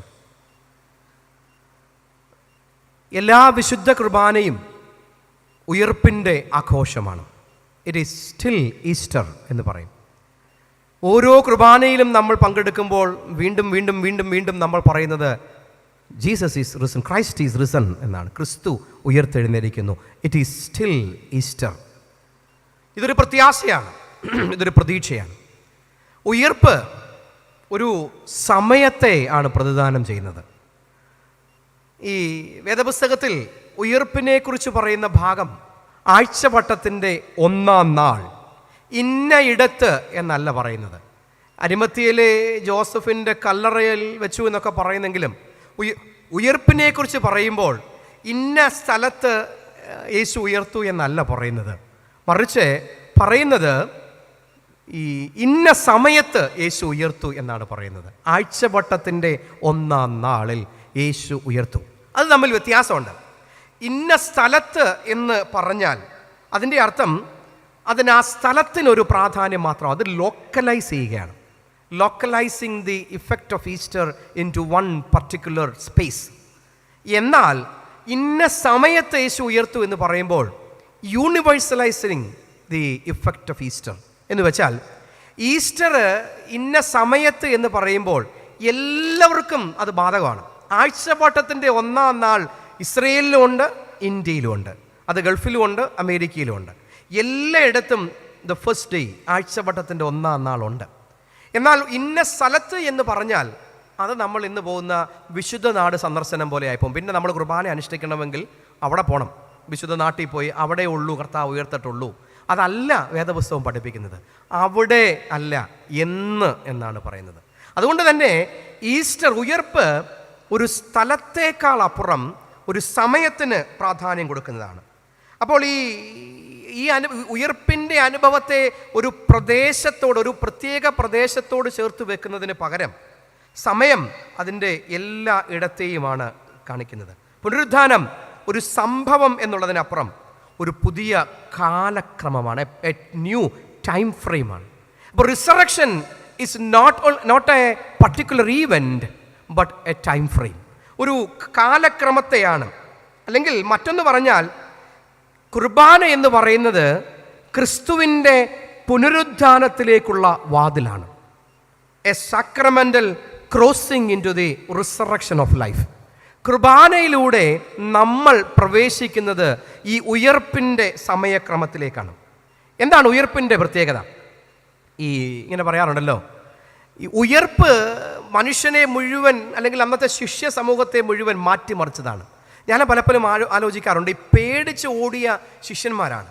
എന്നാൽ അവർ ഈ ലോകത്തെ കീഴ്മേൽ മറിക്കുന്നവരായി മാറിയതിന് ഒറ്റ കാരണമേ ഉള്ളൂ, ക്രൈസ്റ്റ് ഈസ് റിസൺ, ക്രിസ്തു ഉയർത്തു. എന്ത് പവർഫുൾ, എന്ത് ശക്തമായ ഒരു അനുഭവമാണത്. പേടിച്ച് വിറച്ച് ഓടി ഒളിച്ച ശിഷ്യന്മാരെ മുഴുവൻ ധൈര്യപൂർവം കുരിശിനെ, ലോകത്തെ നേരിടുവാൻ അവരെ പഠിപ്പിച്ചതും പ്രേരിപ്പിച്ചതും ഉയർപ്പാണ്. എന്നാൽ ഉയർപ്പ് വന്നപ്പോൾ ഉയർപ്പിൻ്റെ അനുഭവം അവരുടെ ഈ ചുറ്റുപാടുകളെ ഒന്നും മാറ്റിയിട്ടില്ല. അവർക്ക് പിന്നെ വേദനയില്ല, പ്രയാസമില്ല, ഒന്നും ആക്കിയിട്ടില്ല. Resurrection will not change your circumstances, but resurrection will change your perception എന്ന് പറയാറുണ്ട്. എന്ന് വെച്ചാൽ ഉയർപ്പ് നമ്മുടെ ചുറ്റുപാടുകളെ അല്ല മാറ്റുന്നത്, ഉയർപ്പ് നമ്മുടെ കാഴ്ചയെയാണ് മാറ്റുന്നത്. അതുകൊണ്ട് തന്നെ resurrection is a lens through which we can see the things and people differently. ഉയർപ്പ് നമ്മുടെ ചുറ്റുമുള്ള ആളുകളെയും നമ്മുടെ അനുഭവങ്ങളെയും വ്യത്യസ്തമായി കാണാനുള്ള ഒരു കണ്ണാടിയാണ്. Resurrection is not only an event, of course it is an event, it's not only an event but a lens. ഒരു കണ്ണാടിയാണ്, ഒരു ലെൻസാണ്. അതിലൂടെ നമ്മൾ നോക്കുമ്പോൾ പിന്നെ കാണുന്നത് വ്യത്യാസമാണ്. വ്യത്യാസം എന്ന് പറഞ്ഞാൽ എല്ലാം മാറിയെന്നല്ല, വ്യത്യസ്തമായ അനുഭവങ്ങളെയാണ്. ഉയർപ്പ് മുറിവുകൾ ഉണക്കുന്ന കാലമാണ്. ഇന്നലകളിലെ നമ്മുടെ മുറിവുകളെ ഉണക്കുന്ന അനുഭവമാണ് ഉയർപ്പിൻ്റെ പ്രത്യാശ. കുർബാന അതാണല്ലോ, ഭൂതകാലത്തിലെ മുറിവുകളെ സുഖപ്പെടുത്തുന്നതാണ് കുർബാന. മുറിവുകളെ മാറ്റിക്കളയുന്നു എന്നൊന്നുമല്ല, മുറിവുകളെ സുഖമാക്കുന്നു എന്ന് പറഞ്ഞാൽ മുറിവുകൾ ഇല്ലാതായി എന്നുള്ളതല്ല. മുറിവുകൾ, വൂൺസ് അവിടെ ഉണ്ടാകും, അതുണ്ട്. എന്നാൽ അതിനെ വ്യത്യസ്തമായി കാണാൻ നമ്മെ പ്രേരിപ്പിക്കുന്നതാണ് ഈ കുർബാന എന്ന് പറയുന്നത്. അതുകൊണ്ട് കുർബാന അനുഭവിക്കുന്ന നമ്മൾക്ക് ഓരോരുത്തർക്കും കുർബാന ഒരു മാജിക്കൊന്നുമല്ല. അല്ലെ, അപ്പവും വീഞ്ഞും കഴിച്ചാൽ ഉടനെ മാജിക്കലി നമ്മൾ മാറി എന്നൊന്നുമല്ല. ഈ പഴയ ഈ മിഡിൽ ഏജസിലെ മധ്യകാലങ്ങളിലെ ചില ചോദ്യങ്ങളായിരുന്നു. അപ്പവും വാഴ്ത്തി വെച്ച അപ്പവും വീഞ്ഞും ഒരു എലി കടിച്ചാൽ അത് കുർബാനയാവുമോ എന്നൊക്കെ ചോദ്യങ്ങൾ ചോദിച്ചിട്ടുണ്ടായിരുന്നു. സഭ ചോദിച്ച ചോദ്യങ്ങളാണ്. ഒരു വലിയ ചോദ്യങ്ങളൊക്കെ അന്ന് ചോദിച്ചിട്ടുണ്ട്. ഇപ്പോഴല്ല, 500 വർഷങ്ങൾക്ക് അന്നത്തെ ചോദ്യങ്ങളായിരുന്നു. അങ്ങനെ ഒരു മാജിക്കൽ ഇഫക്റ്റ് ഒന്നും ഈ അപ്പത്തിലും വീഞ്ഞിലും ഉണ്ടോ എന്നുള്ളതല്ല. അത് നമ്മെ ഓരോ കുർബാനയും അനുഭവിച്ച് നമ്മൾ തിരിച്ച് ലോകത്തിലേക്ക് നോക്കുമ്പോൾ വേറെ കാഴ്ചയാണ്, ഇതുവരെ കണ്ട കാഴ്ചയല്ല. ആളുകളൊന്നും മാറത്തില്ല. അപ്പം തിരിഞ്ഞു നോക്കുമ്പോൾ പുറകെ ഇരിക്കുന്നത് പഴയ തോമാച്ചനും പഴയ ജോർജും പഴയ ചാക്കോച്ചനും ഒക്കെയാണ്. മുന്നോട്ട് നോക്കുമ്പോൾ പഴയ അച്ഛനൊക്കെ തന്നെ കാണത്തുള്ളൂ. പക്ഷേ കാഴ്ച വ്യത്യസ്തമാകണം. ഓരോ കുർബാനയും നമ്മെ ഓർപ്പിക്കുന്നത് അതിന് കണ്ണിലൂടെ, ഉയർപ്പിൻ്റെ കണ്ണിലൂടെ ലോകത്തെ, മനുഷ്യരെ നോക്കിക്കാണാനാണ്. പഴയ അതേ കുശുമ്പും കുന്നായ്മയും ഒക്കെ ഉള്ളവരാണെങ്കിലും പക്ഷേ കുർബാന കൊണ്ട് കഴിഞ്ഞ് തിരിഞ്ഞു നോക്കുമ്പോൾ വ്യത്യസ്തമായ ആളുകളെ കാണണം. അപ്പോൾ നിങ്ങൾ ചോദിക്കും, ഈ കുർബാന അനുഷ്ഠിക്കുന്ന അച്ഛൻ ഇതൊക്കെ വെക്കുന്നുണ്ടോ? അച്ഛൻ ഈ അപ്പവും മീഞ്ഞും ഒക്കെ എടുത്ത് വാഴ്ത്തി നുറുക്കി വെച്ചിട്ട് ഇങ്ങോട്ട് ഇറങ്ങി വരുമ്പോഴാണ് ജനറൽ ബോഡി വരുന്നത്. അപ്പോൾ ജനറൽ ബോഡിയിൽ ഈ അച്ഛൻ്റെ തനി സ്വരൂപം നിങ്ങൾ ചിലപ്പോൾ കാണും. അച്ഛന് മാറാൻ ഒക്കുന്നുണ്ടോ? അത് നിങ്ങൾ ചോദിക്കും. അതുകൊണ്ട് ഞാൻ എന്നോടുകൂടെ പറയുന്നത്, എനിക്കും മാറാൻ ഒക്കണം. കുർബാന അനുഷ്ഠിച്ച് ഇറങ്ങി വരുമ്പോൾ എനിക്കും മാറാൻ, കാഴ്ച വ്യത്യസ്തമാകണം. പിന്നെ നിങ്ങളെ അതുവരെ കണ്ടതുപോലെ ആകരുത്. അപ്പോൾ ഓരോ ഞായറാഴ്ചയും പിന്നെ എന്തിനാണ് ഇത് കാണുന്നേ? ഓരോ ഞായറാഴ്ചയും ഇത് പുതുക്കിക്കൊണ്ടിരിക്കുകയാണ്. എന്നെ പുതുക്കിക്കൊണ്ടിരിക്കുകയാണ്, നിങ്ങളെ പുതുക്കിക്കൊണ്ടിരിക്കുകയാണ്. ഈസ്റ്റർ മുറിവുകളെ സൗഖ്യമാക്കുന്നതാണ്. ഈ എബ്രായ ചിന്തയിലെ, റബീനിക് ചിന്തയിലെ മനോഹരമായൊരു ചിന്തയുണ്ട്, വാക്കുണ്ട്. അത് എനിക്ക് തോന്നുന്നു അവിടെ അതിനകത്തുണ്ട്. അതൊരു എബ്രായ വാക്കാണ്, ടിക്കുൻ ഹ ഓലം എന്ന് പറയും. ടിക്കുൻ ഹ ഓലം എന്ന് വെച്ചാൽ അത് മനുഷ്യൻ്റെ ഒരു ഉത്തരവാദിത്വത്തെക്കുറിച്ച് പറയുന്നതാണ്. അതിൻ്റെ അർത്ഥം ഇതാണ്, repairing the wounded world. Tikkun ha olam എന്ന വാക്ക്, ടിക്കുൻ എന്ന് വെച്ചാൽ റിപ്പയർ, റിസ്റ്റോർ എന്നൊക്കെയാണ്. ഓലം വേൾഡ് എന്നാണ്. Repairing the wounded world. Every Qurbana challenges us to repair the wounded world. നമ്മുടെ മുറിവേറ്റ, കാരണം കുർബാന അനുഭവിച്ചും അനുഷ്ഠിച്ചും നമ്മൾ തിരിച്ചിറങ്ങുമ്പോൾ നമ്മുടെ മുറിവുകൾ സൗഖ്യമായെന്നാണ് നമ്മൾ വിശ്വസിക്കുന്നത്, അല്ലേ? അതുവരെയുള്ള നമ്മുടെ മുറിവും നമ്മുടെ വേദനകളും പലരും നമ്മളെ മുറിപ്പെടുത്തിയിട്ടുണ്ടായിരിക്കാം. പിന്നെ നമ്മൾ തിരിച്ചു വരുമ്പോൾ, അവിടെ പുറത്തേക്ക് ഇറങ്ങുമ്പോൾ ആ മുറിവുകൾ സുഖപ്പെട്ടവരാണ്. നമ്മൾ മുറിവുകൾ സുഖപ്പെട്ടെങ്കിൽ നമ്മൾക്ക് സാധിക്കേണ്ടത് ലോകത്തിൻ്റെ മുറിവുകൾ കെട്ടാനാണ്. നിങ്ങൾ വിചാരിച്ച ഈ ലോകത്തിൻ്റെ എല്ലാ മുറിവും കെട്ടാനും നോക്കത്തില്ല. നമ്മൾ വിചാരിച്ച ഈ റഷ്യയും ഉക്രൈനും തമ്മിലുള്ള പ്രശ്നം മാറ്റാൻ നമ്മൾ വിചാരിച്ച നടക്കുന്ന കാര്യമൊന്നുമല്ല. നമ്മൾ വിചാരിച്ച ഇസ്രയേലിനെയും ഈ പാലസ്തീനിൻ്റെയും പ്രശ്നങ്ങൾ മാറ്റാൻ നോക്കുമോ? അതും ഇല്ല. ഇതൊന്നും നമ്മളെക്കൊണ്ട് സാധിക്കുന്ന കാര്യമല്ല. എന്നാൽ നമ്മളെക്കൊണ്ട് സാധിക്കും. Not to repair the entire world but to repair the world around you. ലോകത്തെ മുഴുവൻ മാറ്റിമറിക്കാനല്ല, നമ്മുടെ ചുറ്റുമുള്ള ലോകത്തെ ഒന്ന് സുഖപ്പെടുത്താൻ. അത് നമ്മുടെ വീടാകാം, നമ്മുടെ ഇടവകയാകാം, നമ്മൾ ജീവിക്കുന്ന നമ്മുടെ കൊച്ചു സ്ഥലമാകാം. കമ്പങ്കോട് എന്ന എൻ്റെ കൊച്ചു പ്രദേശം, മൈലമെന്നോ അല്ലെങ്കിൽ കൊട്ടാരക്കരയെന്നോ ഇഞ്ചക്കാട് എന്നൊക്കെ പറയുന്ന നമ്മുടെ കൊച്ചു കൊച്ചു സ്ഥലങ്ങളായിരിക്കാം. Not to repair the entire world but to repair your world around you. നമ്മുടെ ചുറ്റുമുള്ള ലോകത്തെ ഒന്ന് സൗഖ്യമാക്കുക. അതിന് കൂടുതൽ കാര്യമൊന്നും വേണ്ട കേട്ടോ. അതിനൊരു കൊച്ചു വാക്കോ കൊച്ചു ചിരിയോ ഒക്കെ മതി, അല്ലേ? ചെറിയൊരു ചിരി മതി, ചെറിയ ചെറിയ ഇടപെടലുകൾ മതി, കൊച്ചു കൊച്ചു ഇടപെടലുകളാണ്. ഈ ദൈവം നമ്മളിൽ നിന്ന് ആഗ്രഹിക്കുന്നതും വലിയ ഇടപെടലുകളൊന്നും അല്ല. അതിന് സാധ്യതയുള്ളവരുണ്ട്, അതവർ ചെയ്യട്ടെ. നമ്മളെക്കുറിച്ച് ആഗ്രഹിക്കുന്നത് കൊച്ചു കൊച്ചു അനുഭവങ്ങളാണ്, അല്ലേ? കൊച്ചു കൊച്ചു കാര്യങ്ങൾ ചെയ്യാൻ. നമ്മുടെ ചിലപ്പോൾ ഒരു നല്ല വാക്കായിരിക്കാം, ഒരു നല്ല അപ്രീസിയേഷൻ ആയിരിക്കാം, ഒരു നല്ല പുഞ്ചിരി ആയിരിക്കാം, ഒരു തലോടലായിരിക്കാം. ഇതൊക്കെ മതി. അതൊക്കെ ഒരു കുർബാനയാണ്. അതൊക്കെ ഒരു കുർബാനയാവുന്നത് എപ്പോഴാണ്? അത് മറ്റുള്ളവരുടെ മുറിവുകളെ കെട്ടുമ്പോഴാണ്, അല്ലേ? എന്തുമാത്രം മുറിവുകളുമായി ജീവിക്കുന്നവരാ പലപ്പോഴും നമ്മൾ. ഈ മുറിവ് കെട്ടാൻ നമുക്ക് സാധിക്കുന്നത് ചിലപ്പോൾ ഒരു കൊച്ചു വാക്ക് മതി, അല്ലേ? ആ വാക്കുകൊണ്ട് പലരുടെയും മുറിവുകളെ കെട്ടാൻ ഒക്കും. കുർബാന ഈ മുറിവുകൾ കെട്ടാൻ നമ്മെ ഓർമ്മിപ്പിക്കുന്നതാണ്. ഈ ഉയർപ്പിൻ്റെ അനുഭവം അതാണ്, കുർബാന അതാണ്. യൂക്കറിസ്റ്റിക് ടിക്കുൺ എന്ന് വേണേൽ പറയാം. Do this until I come. ഇത് ഞാൻ വരുവോളം ചെയ്യണം. ഏതാ? മുറിക്കുന്ന അപ്പം മുറിവ് കെട്ടുന്ന അപ്പമാണ്. ഞാൻ വരുവോളം ചെയ്യണമെന്ന് പറഞ്ഞത് നമ്മളെ തന്നെ മുറിക്കാനാണ്, മറ്റുള്ളവരെ മുറിക്കാനല്ല. വാക്കുകൊണ്ട്, പ്രവർത്തനങ്ങൾ കൊണ്ട് നമ്മൾ എത്രയോ ആളുകളെ മുറിച്ചിരിക്കുന്നു. ഒറ്റ വാക്ക് പോരെ മനുഷ്യനെ മുറിക്കാൻ. മുറിവുകൾ കെട്ടാൻ നമുക്ക് സാധിക്കണം. അപ്പോഴാണ് കുർബാന അർത്ഥവത്തായി തീരുന്നത്. അതാണല്ലോ നമ്മളെ പറഞ്ഞയക്കുന്നത്. ഓരോ കുർബാന കഴിഞ്ഞും നമ്മളോട് പറയുന്നത് ഈ പള്ളിക്കുള്ളിൽ ഇരിക്കാനല്ല. Go, depart in peace with the gifts and blessings that you received from the turning sacrifice of the Lord. നിങ്ങൾ മടങ്ങിപ്പോകുക. കർത്താവിൻ്റെ ശരീരത്തിൽ മുറിവിൽ നിന്ന് നിങ്ങൾ സ്വീകരിച്ച ഈ അനുഗ്രഹങ്ങളോടുകൂടി നിങ്ങൾ മടങ്ങിപ്പോയി പോകുന്ന ചുറ്റുപാടുകളിൽ ലോകത്തിൽ നിങ്ങൾ മുറിവ് കെട്ടുന്നവരായി ജീവിക്കുക എന്നാണ് പറയുന്നത്. അതുകൊണ്ടാണ് ഈ പറയുന്നത് ഈ കുർബാന എന്താ? കുർബാന ആഫ്റ്റർ കുർബാന, ലിറ്റേർജി ആഫ്റ്റർ ലിറ്റേർജി എന്നൊക്കെ നിങ്ങൾ ഒത്തിരി കേട്ടിട്ടുള്ളതായിരിക്കുമല്ലോ. ഇങ്ങനൊരു ആരാധനയെക്കുറിച്ച് പറഞ്ഞു വെക്കുന്നൊരു ചിന്തയാണല്ലോ, ആരാധനയ്ക്ക് ശേഷമുള്ള ആരാധന. ലിറ്റേർജി ആഫ്റ്റർ ലിറ്റേർജി തീർച്ചയായിട്ടും നിങ്ങൾ കേട്ടിട്ടുണ്ടായിരിക്കാം. ലിറ്റേർജി ബിഫോർ ലിറ്റേർജി ഉണ്ട്. ആരാധനയ്ക്ക് മുൻപൊരു ആരാധന കൂടിയുണ്ട്. കുർബാനയ്ക്ക് മുൻപുള്ളത്, തൊട്ട് മുമ്പ് ആദ്യം നമ്മളറിയാം ഈ കുർബാനയുടെ ഭാഗങ്ങളൊക്കെ നിങ്ങൾക്കറിയാമല്ലോ. ഈ തുയാബ preparation, preanaphora breaking of the word, അത് നമ്മുടെ ഈ നിത്യാവിശ്വാസ പ്രമാണോട് തീരും. മൂന്നാമത്തെ ഭാഗമാണ് അനുഫൂറ അല്ലെങ്കിൽ കമ്മ്യൂണിയൻ എന്നൊക്കെ പറയുന്ന ആ ഭാഗം. അത് ആരംഭിക്കുന്നത് കയ്യസൂരി കൊണ്ടാണ്. കയ്യസൂരി കൊണ്ടാണ് ആ കുർബാന ആരംഭിക്കുന്നത്. ഈ അനഫൂറ അല്ലെങ്കിൽ കുർബാന കമ്മ്യൂണിയൻ ആരംഭിക്കുന്നത്. അതിലൂടെ അർത്ഥമാക്കുന്നത് എന്താ? ഈ കുർബാനയ്ക്ക് മുമ്പ് ഈ സമാധാനം പെട്ടിട്ട് വേണം കുർബാനയിലേക്ക് വരാൻ. തമ്മിൽ നമ്മൾക്കുള്ളിൽ തന്നെ നമ്മളോട് തന്നെ ഒരു സമാധാനം അനുഭവിച്ചാലല്ലേ മറ്റുള്ളവർക്ക് കൊടുക്കാൻ സാധിക്കുകയുള്ളൂ. അത് കൊടുത്തിട്ട് വേണം പോകാൻ. ഇനി കുർബാനയ്ക്ക് മുൻപുള്ള കുർബാന, അത് കഴിഞ്ഞിട്ടുള്ള കുർബാന പോയി അതേപോലെ ജീവിക്കണം. അതിന് മുമ്പുള്ള കുർബാനയെക്കുറിച്ചായി പറയുന്നത്. വൈദികരെക്കുറിച്ച് പറയുമ്പോൾ, വൈദികർ അപ്പമെടുത്ത് മുറിക്കുമ്പോൾ, പട്ടക്കാർ അപ്പമെടുത്ത് മുറിക്കുമ്പോൾ ഇതെൻ്റെ ശരീരമെന്ന് പറയുമ്പോൾ, ഒരാഴ്ച ഒരു ഇടവകയിലെ ജനത്തിന് വേണ്ടി മുറിക്കപ്പെടുമ്പോഴാണ് ആ അപ്പം മുറിക്കുന്നത് അർത്ഥവത്തായി തീരുന്നത്.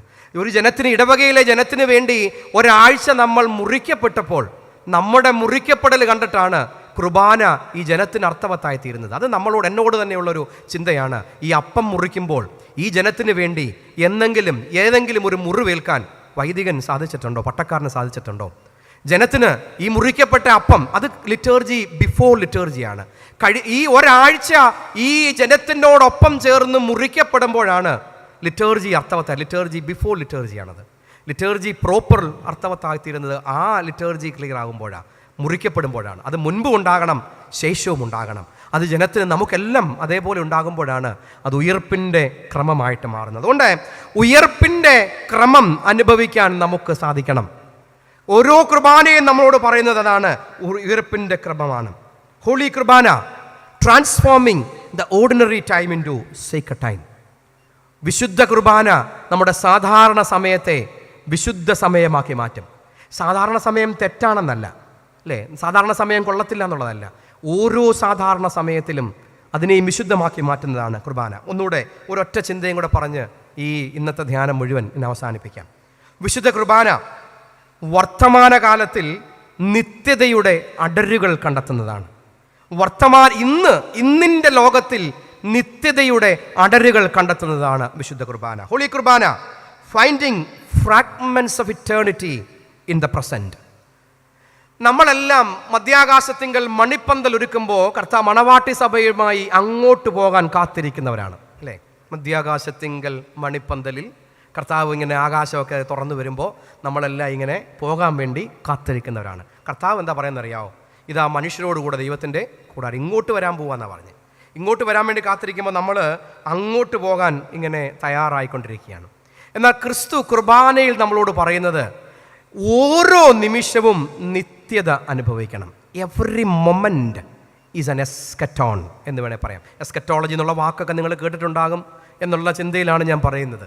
എസ്കറ്റോളജി, യുഗാന്ത്യ പ്രത്യാശ എന്നൊക്കെ നിങ്ങൾ ധാരാളം കേട്ടിട്ടുണ്ടായിരിക്കാം. നമ്മുടെ നിത്യതയെക്കുറിച്ച്, എറ്റേണിറ്റിയെക്കുറിച്ചൊക്കെ ഉള്ള പഠനത്തിലാണ്.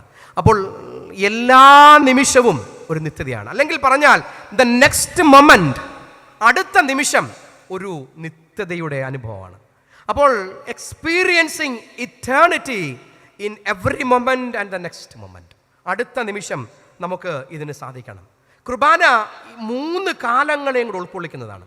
ഭൂതകാലമുണ്ട്, വർത്തമാനമുണ്ട്, ഭാവിയുണ്ട്. അനംനേസിസ് എന്ന വാക്ക് കേട്ടിട്ടുണ്ടല്ലോ അല്ലേ? അനംനേസിസ് എന്ന് പറയുന്ന വാക്ക് ഈ വീരുമ്പം ഞങ്ങൾ നിൻ്റെ മരണത്തെ ഓർക്കുന്നു, നിൻ്റെ മരണം, നിൻ്റെ കബറടക്കം, നിൻ്റെ പുനരുദ്ധാനം, നിൻ്റെ വരവിന് വേണ്ടി നോക്കി പാർക്കുന്നു. ആ പ്രാർത്ഥനയ്ക്ക് പറയുന്ന പേരാണ് അനംനേസിസ്. ഇതൊക്കെ നിങ്ങൾ കഴിഞ്ഞൊരു വർഷം ഇതൊക്കെ പഠിച്ചു, ചിന്തിച്ചു എന്നുള്ള ഒരു ചിന്തയിലാണ് ഞാൻ മുന്നോട്ട് പോകുന്നത്. അങ്ങനെ ഒരു വിശുദ്ധ കുർബാനയിലെ പ്രധാനപ്പെട്ട ഒരു ഭാഗമാണ് അനംനേസിസ് എന്ന് പറയും. ഓർമ്മ എന്നാണ് അതിൻ്റെ അർത്ഥം. എന്ന് വെച്ചാൽ നിൻ്റെ ജനനത്തെ, നിൻ്റെ മരണത്തെ, നിൻ്റെ ഉയർത്തെഴുന്നേൽപ്പിനെ ഒക്കെ ഞങ്ങൾ ഓർക്കുന്നു, നിൻ്റെ രണ്ടാമത്തെ വരവിനായി ഞങ്ങൾ നോക്കി പാർക്കുന്നു. നമ്മൾ പ്രാർത്ഥിക്കുന്ന ആ പ്രാർത്ഥനയാണ്.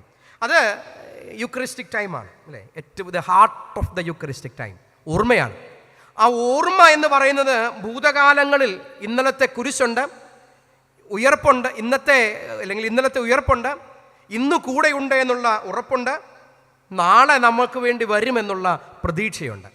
പാസ്റ്റ്, പ്രസൻറ്റ് ആൻഡ് ഫ്യൂച്ചർ, ഇത് 3 കാലവും കൂടെ ചേരുന്നതാണ്.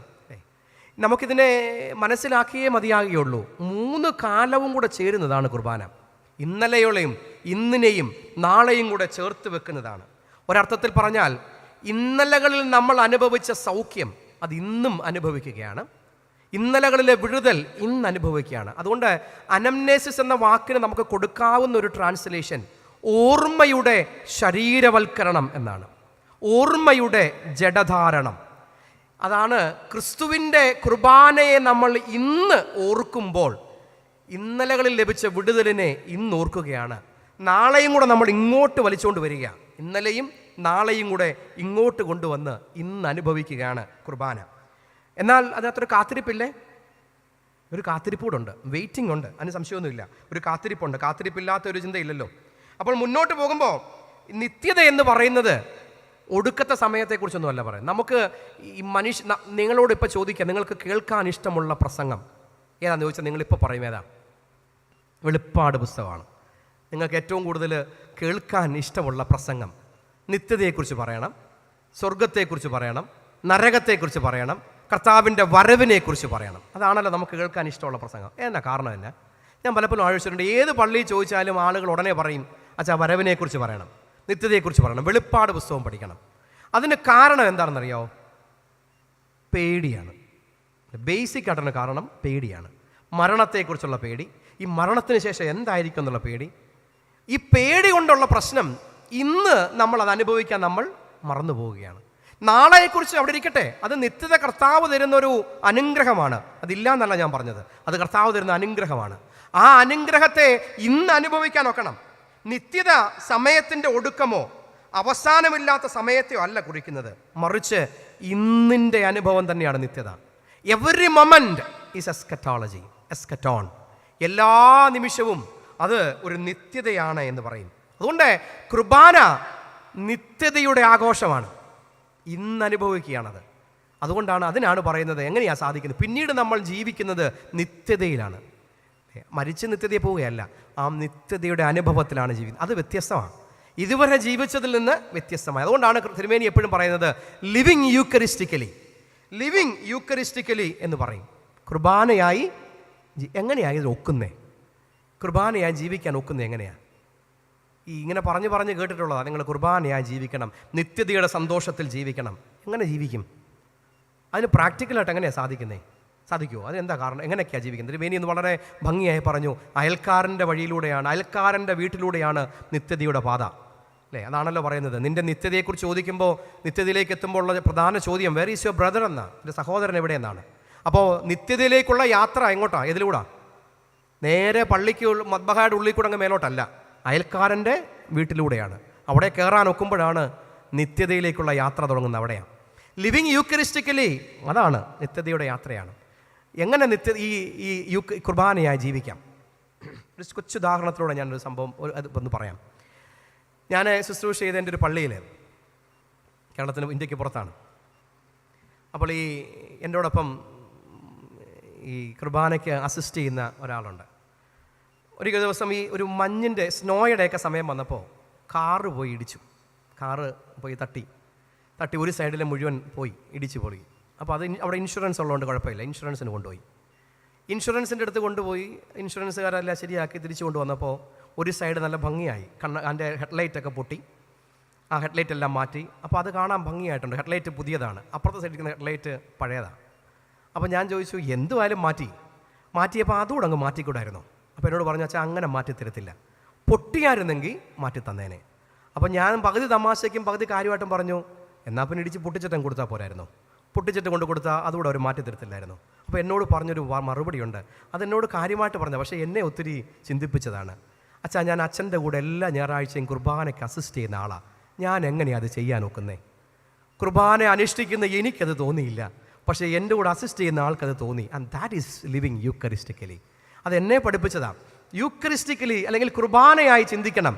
കുർബാന അനുഷ്ഠിക്കുമ്പോൾ ഞാൻ പറഞ്ഞത് അപ്പുറവും കൂടെ ഇടിച്ച് പൊളിച്ചിട്ട് കൊടുത്താൽ പോരായിരുന്നു എന്നാണ് ചോദിച്ചത്. അപ്പോൾ പിന്നെ അവർ മാറ്റിയത്, നമുക്ക് നഷ്ടമൊന്നുമില്ലല്ലോ. ചോദ്യം ഉത്തരം ഇതാണ്, എനിക്ക് എങ്ങനെയാച്ചാൽ അത് ചെയ്യാൻ? കാരണം ഞാൻ എല്ലാ ഞായറാഴ്ചയും അച്ഛനോടൊപ്പം മദ്ബഹയിൽ അസിസ്റ്റ് ചെയ്യുന്ന ആളാണ്, എനിക്കത് സാധിക്കുമോ? കുർബാനയായി ജീവിക്കുക എന്ന് പറയുന്നത് ഇതിനപ്പുറത്തേക്ക് വലിയ കാര്യങ്ങളൊന്നുമല്ല, കൊച്ചു കൊച്ചു കാര്യങ്ങളാണ്. ലിവിങ് യൂക്കറിസ്റ്റിക്കലി, അത് ക്രിസ്തു നമ്മളോട് പറയുന്ന ഒരു അനുഭവമാണ്. ലിവിങ് യൂക്കറിസ്റ്റിക്കലി നമുക്ക് സാധിക്കേണ്ടതാണ്. കുർബാനയായി ജീവിക്കാൻ നമുക്കൊക്കണം. നമ്മുടെ ചുറ്റുപാടുകളിലൊക്കെ അത് നിത്യതയുടെ ജീവിതമാണ്.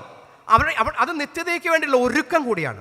Practising or rehearsing four eternity, അതാണ് കുർബാന. കുർബാന എന്ന് പറയുന്നത് നിത്യതയ്ക്ക് വേണ്ടിയുള്ള ഒരുക്കമാണ്. അത് ഇന്ന് തുടങ്ങണം, ഇവിടെ തുടങ്ങണം. ഓരോ കുർബാനയും നമ്മളോട് പറയുന്നത് അതാണ്. കർത്താവ് പറയുന്നത് എൻ്റെ ഓർമ്മയ്ക്കായി ഇത് ചെയ്യുവിനെന്നാണ്. ഓർമ്മയ്ക്കായി ചെയ്യുവിനെന്ന് പറഞ്ഞാൽ എന്താണ് നമ്മൾ ഓർക്കുന്നത്? ക്രിസ്തുവിൻ്റെ മരണമാണ് ഓർക്കുന്നത്. മരിക്കാനല്ല കുർബാന, ജീവിക്കാനാ, അല്ലേ? മരണത്തെ ഓർക്കുകയല്ല, ക്രിസ്തുവിൻ്റെ മരണം അതിനകത്തുണ്ട്. എന്നാൽ മരിക്കാനല്ല കുർബാന തന്നു വിടുന്നത്. മരണത്തെ ഞാൻ നേരത്തെ പറഞ്ഞു, മരണത്തെ കുറച്ചുകൂടി വിശാലമായൊക്കെ കാണണം, അതവിടെ ഇരിക്കട്ടെ. എന്നാൽ മരിക്കാൻ ഓർമ്മിപ്പിക്കുന്ന ഒന്നല്ല കുർബാന. കുർബാന നമ്മളെ അനുദിനം ഓർമ്മിപ്പിക്കുന്നത് ജീവിക്കാനാണ്. മരിക്കാൻ കുറച്ചുകൂടെ എളുപ്പമാണ്, ജീവിക്കാനാണ് പ്രയാസം.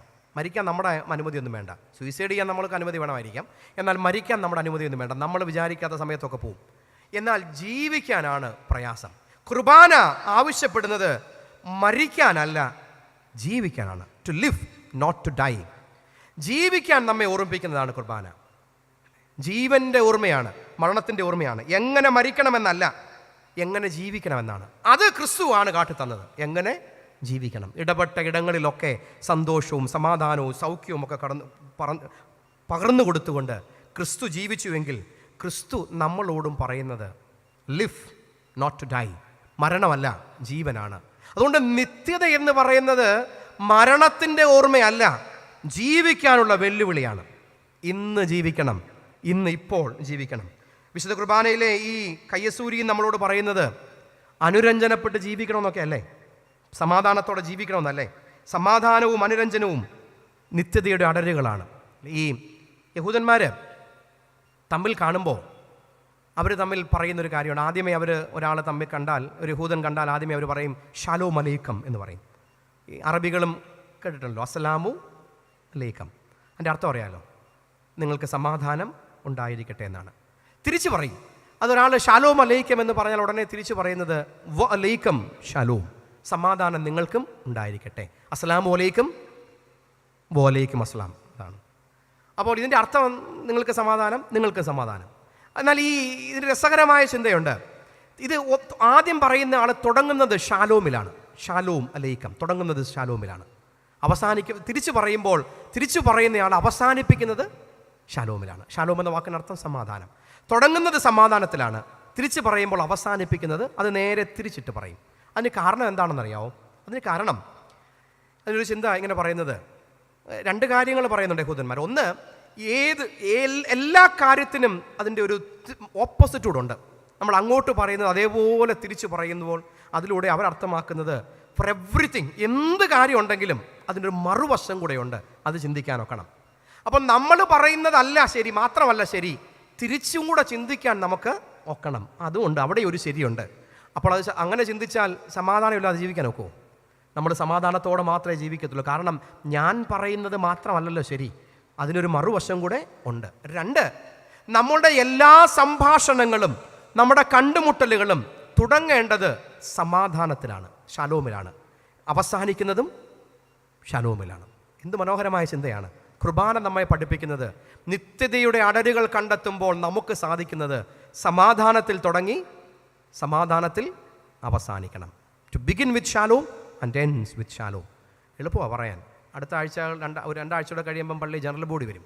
പ്രത്യേകിച്ച് മണ്ഡലവും അസംബ്ലിയും ഒക്കെ തിരഞ്ഞെടുപ്പുള്ളതാണ്. തുടങ്ങുന്നത് സമാധാനത്തിലാണോ അവസാനിക്കുന്നത് സമാധാനത്തിലാണോ എന്ന് അപ്പോൾ അറിയാം, അല്ലേ? അന്നാണ് നമ്മുടെ നിത്യതയുടെ അടരുകളൊക്കെ നമ്മൾ കാണേണ്ട സമയം.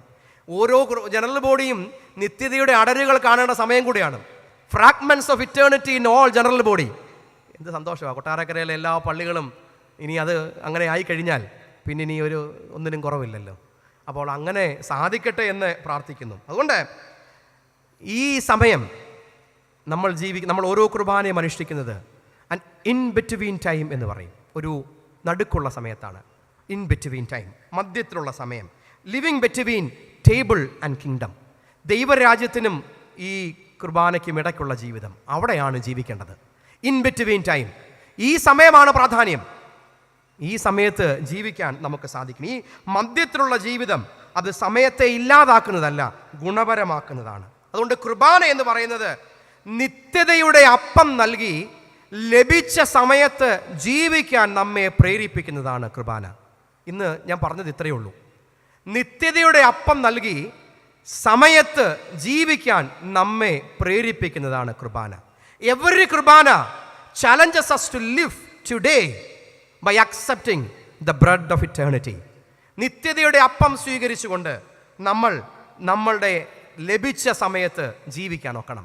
അവിടെ നിത്യത കണ്ടെത്താൻ നമുക്ക് സാധിക്കണം. നാളെ നിത്യതയുടെ ഇടത്തെക്കുറിച്ചുകൂടെ പറയാൻ ആഗ്രഹിക്കുന്നു. അവിടെയും നാളെ ഈ സ്പേസിനെ കുറിച്ച് പറയുമ്പോൾ കുറച്ചുകൂടെ നിത്യതയെക്കുറിച്ച് പറയാൻ ആഗ്രഹിക്കുന്നു. അതുകൊണ്ട് അത് നാളെ പറയാം. എന്നാൽ കുർബാന നമ്മെ ഓർമ്മിപ്പിക്കുന്നത് ഈ നിത്യതയുടെ അപ്പം സ്വീകരിച്ച് ലഭിച്ച സമയത്ത് കുർബാനയായി ജീവിക്കാൻ നമ്മെ പ്രേരിപ്പിക്കുന്നതാണ്. സമയത്തെ കുറച്ചുകൂടെ വിശാലമായി കാണണം. സമയം നമ്മെ ശൂന്യതയിലേക്ക് നയിക്കുന്ന ഒരു നദിയല്ല, മറിച്ച് ദൈവം നമ്മോടൊപ്പം സഞ്ചരിക്കുന്ന അനുഭവമാണ്. നമ്മെ ഇനി കാണാത്തൊരു കാലത്തിലേക്ക്, ശൂന്യതയിലേക്ക് നയിക്കുന്ന ഒന്നല്ല സമയം. നമ്മൾ അതിനുവേണ്ടി കാത്തിരിക്കുക. ശൂന്യതമായ നമ്മുടെ മുൻപിലുള്ള ഏതോ ഒരു കാലം, അതില്ലാന്ന് ഞാൻ പറഞ്ഞില്ല കേട്ടോ. ഇനി അച്ഛൻ വന്ന് നിത്യത ഇല്ലാന്ന് പറഞ്ഞതൊന്നും പറയില്ല, അത് ഞാൻ പറഞ്ഞിട്ടില്ല. നിത്യത ഇന്ന് അനുഭവിക്കണമെന്ന് ഞാൻ പറഞ്ഞത്. അതുകൊണ്ട് ശൂന്യമായ ഒന്നിലേക്ക് നയിക്കുന്ന നദിയല്ല സമയം. ദൈവത്തോട് ചേർന്ന് ഇന്ന് ജീവിക്കാൻ, യാത്ര ചെയ്യാൻ പ്രേരിപ്പിക്കുന്നതാണ് സമയം. കുർബാന അതാണ്, ദൈവത്തോട് ചേർന്ന് ഇന്ന് ജീവിക്കാൻ നമ്മെ പ്രേരിപ്പിക്കാൻ. Time is not a river carrying us to nothingness, but a road God walks with us toward communion. ദൈവം നമ്മോടുകൂടെ സഞ്ചരിക്കുന്ന, കൂട്ടായ്മയിലേക്ക് നയിക്കുന്ന അനുഭവമാണ് സമയം. അതാണ് കുർബാന. ജീവിതം, സമയം മരണത്തിലേക്കുള്ളൊരു കൗണ്ട് ഡൗൺ അല്ല, മറിച്ച് വിശ്വസ്തയോടെ ജീവിക്കാനുള്ള ഒരു ആഹാരം കൂടിയാണ്. സമയം മരണത്തിലേക്കുള്ളൊരു കൗണ്ട് ഡൗൺ അല്ല, നമ്മൾ എന്ന് മരിക്കുമെന്ന് പറഞ്ഞ് കാത്തിരിക്കാനല്ല, മറിച്ച് ഇന്ന് വിശ്വസ്തയോടെ ജീവിക്കാനുള്ള ഒരു ആഹ്വാനമാണ്. Life is not a countdown to death, but a calling to faithful presence. A calling to faithful presence. മരണത്തിന് വേണ്ടി കാത്തിരിക്കാനല്ല കുർബാന പറയുന്നത്, വിശ്വസ്തയോടെ ഇന്ന് ജീവിക്കാനാണ്. നിത്യത അനന്തമായ സമയമല്ല, മറിച്ച് മുറിവുകൾ കെട്ടുവാനായി ആഹ്വാനം ചെയ്യുന്ന സമയമാണ്. Eternity is not endless time but healed time. സൗഖ്യമാക്കപ്പെട്ട സമയമാണ്. നിത്യത എന്ന് പറയുന്നത് it's not endless time but a healed time. എന്നോ ഇനി വരാനുള്ള ഒരു സമയം എന്നുള്ളതിനേക്കാൾ അപ്പുറം സൗഖ്യം അനുഭവിക്കുന്ന എല്ലാ സമയവും നിത്യതയാണ്. കുർബാന നമുക്ക് സൗഖ്യം നൽകുന്നുവെങ്കിൽ അത് നിത്യതയാണ്. It is not endless time but healed time. We are living in the in between time and that time is healed time. ഈ കുർബാനയ്ക്കും നിത്യതയ്ക്കും ഇടയ്ക്കുള്ള ഈ ഇൻ ബിറ്റ്വീൻ സമയം, ഈ സമയം എന്ന് പറയുന്നത് സൗഖ്യം അനുഭവിക്കുന്ന സമയമാണ്. അതാണ് കുർബാന. It is not endless time but healed time. കുർബാന അനുഭവിക്കാൻ വരുമ്പോൾ കരഞ്ഞുകൊണ്ട് വരുന്ന എത്രയോ ആളുകളുണ്ടെന്നറിയാം. ഈ കരഞ്ഞുകൊണ്ട് വരുന്നത് എന്തുകൊണ്ടാണ്? അത് ഒരു കുറ്റബോധത്തിൻ്റെ കരച്ചിലായിട്ട് എനിക്ക് തോന്നിയിട്ടില്ല. എൻ്റെ മുമ്പിൽ ഞാൻ കുർബാന കൊടുക്കാൻ വന്നപ്പോൾ ഒത്തിരി ആളുകൾ ഇങ്ങനെ കരഞ്ഞുകൊണ്ട് വരുന്നത് കണ്ടിട്ടുണ്ട്. ഞാൻ ഇന്നലെ സൂചിപ്പിച്ചുവല്ലോ. അപ്പോഴാണ് ഞാൻ എൻ്റെ വിശ്വാസത്തെക്കുറിച്ച് കൂടെ ആലോചിക്കുന്നത്. ആ കരച്ചിൽ എന്ന് പറയുന്നത് സൗഖ്യം ലഭിച്ചതിൻ്റെ കരച്ചിലാണ്. It is not endless time but healed time. കുർബാനയ്ക്ക് വന്ന് മുട്ടുകുത്തുന്ന ഓരോ നിമിഷവും സൗഖ്യം അനുഭവിക്കുന്ന നിമിഷമാണ്. അതുണ്ടാകണം നമുക്ക്. മടങ്ങിപ്പോകുന്നത് സൗഖ്യത്തോടെയാണ്. ഇല്ലെങ്കിൽ പിന്നെ എന്തിനാ കുർബാന അനുഷ്ഠിക്കുന്നതും അനുഭവിക്കുന്നതും? മടങ്ങിപ്പോകുമ്പോൾ സൗഖ്യത്തോടെ മടങ്ങിപ്പോകണം. It is healed time, a time healed, അല്ലേ? ജീവിതാവസാനത്തിൽ അർത്ഥത്തിനായി നാം കാത്തിരിക്കുന്നതല്ല. അപ്പം മുറിക്കുന്നതിലൂടെ, സമയം പങ്കിടുന്നതിലൂടെ, സ്നേഹത്തെ ജീവിച്ച് കാണിക്കുന്നതിലൂടെ നമുക്ക് ഇന്ന് അർത്ഥം ലഭിക്കുകയാണ്, അല്ലേ? We are not waiting for meaning at the end of days but meaning is given today. ഇന്ന് സ്നേഹത്തിൽ ജീവിക്കുന്നതിലൂടെ, അപ്പം പങ്കുവെക്കുന്നതിലൂടെ നമ്മൾ ഇന്നത്തെ സമയത്തെ കുർബാനയാക്കി മാറ്റുകയാണ്. അതുകൊണ്ട് നിത്യത എന്ന് പറയുന്നത് ജീവിത അവസാനത്തിന് വേണ്ടി കാത്തിരിക്കാൻ വേണ്ടി അല്ല. അതാണെന്ന് ചിന്തിക്കണ്ട. ഇന്ന്, ടുഡേ. അത് എളുപ്പമാണ്.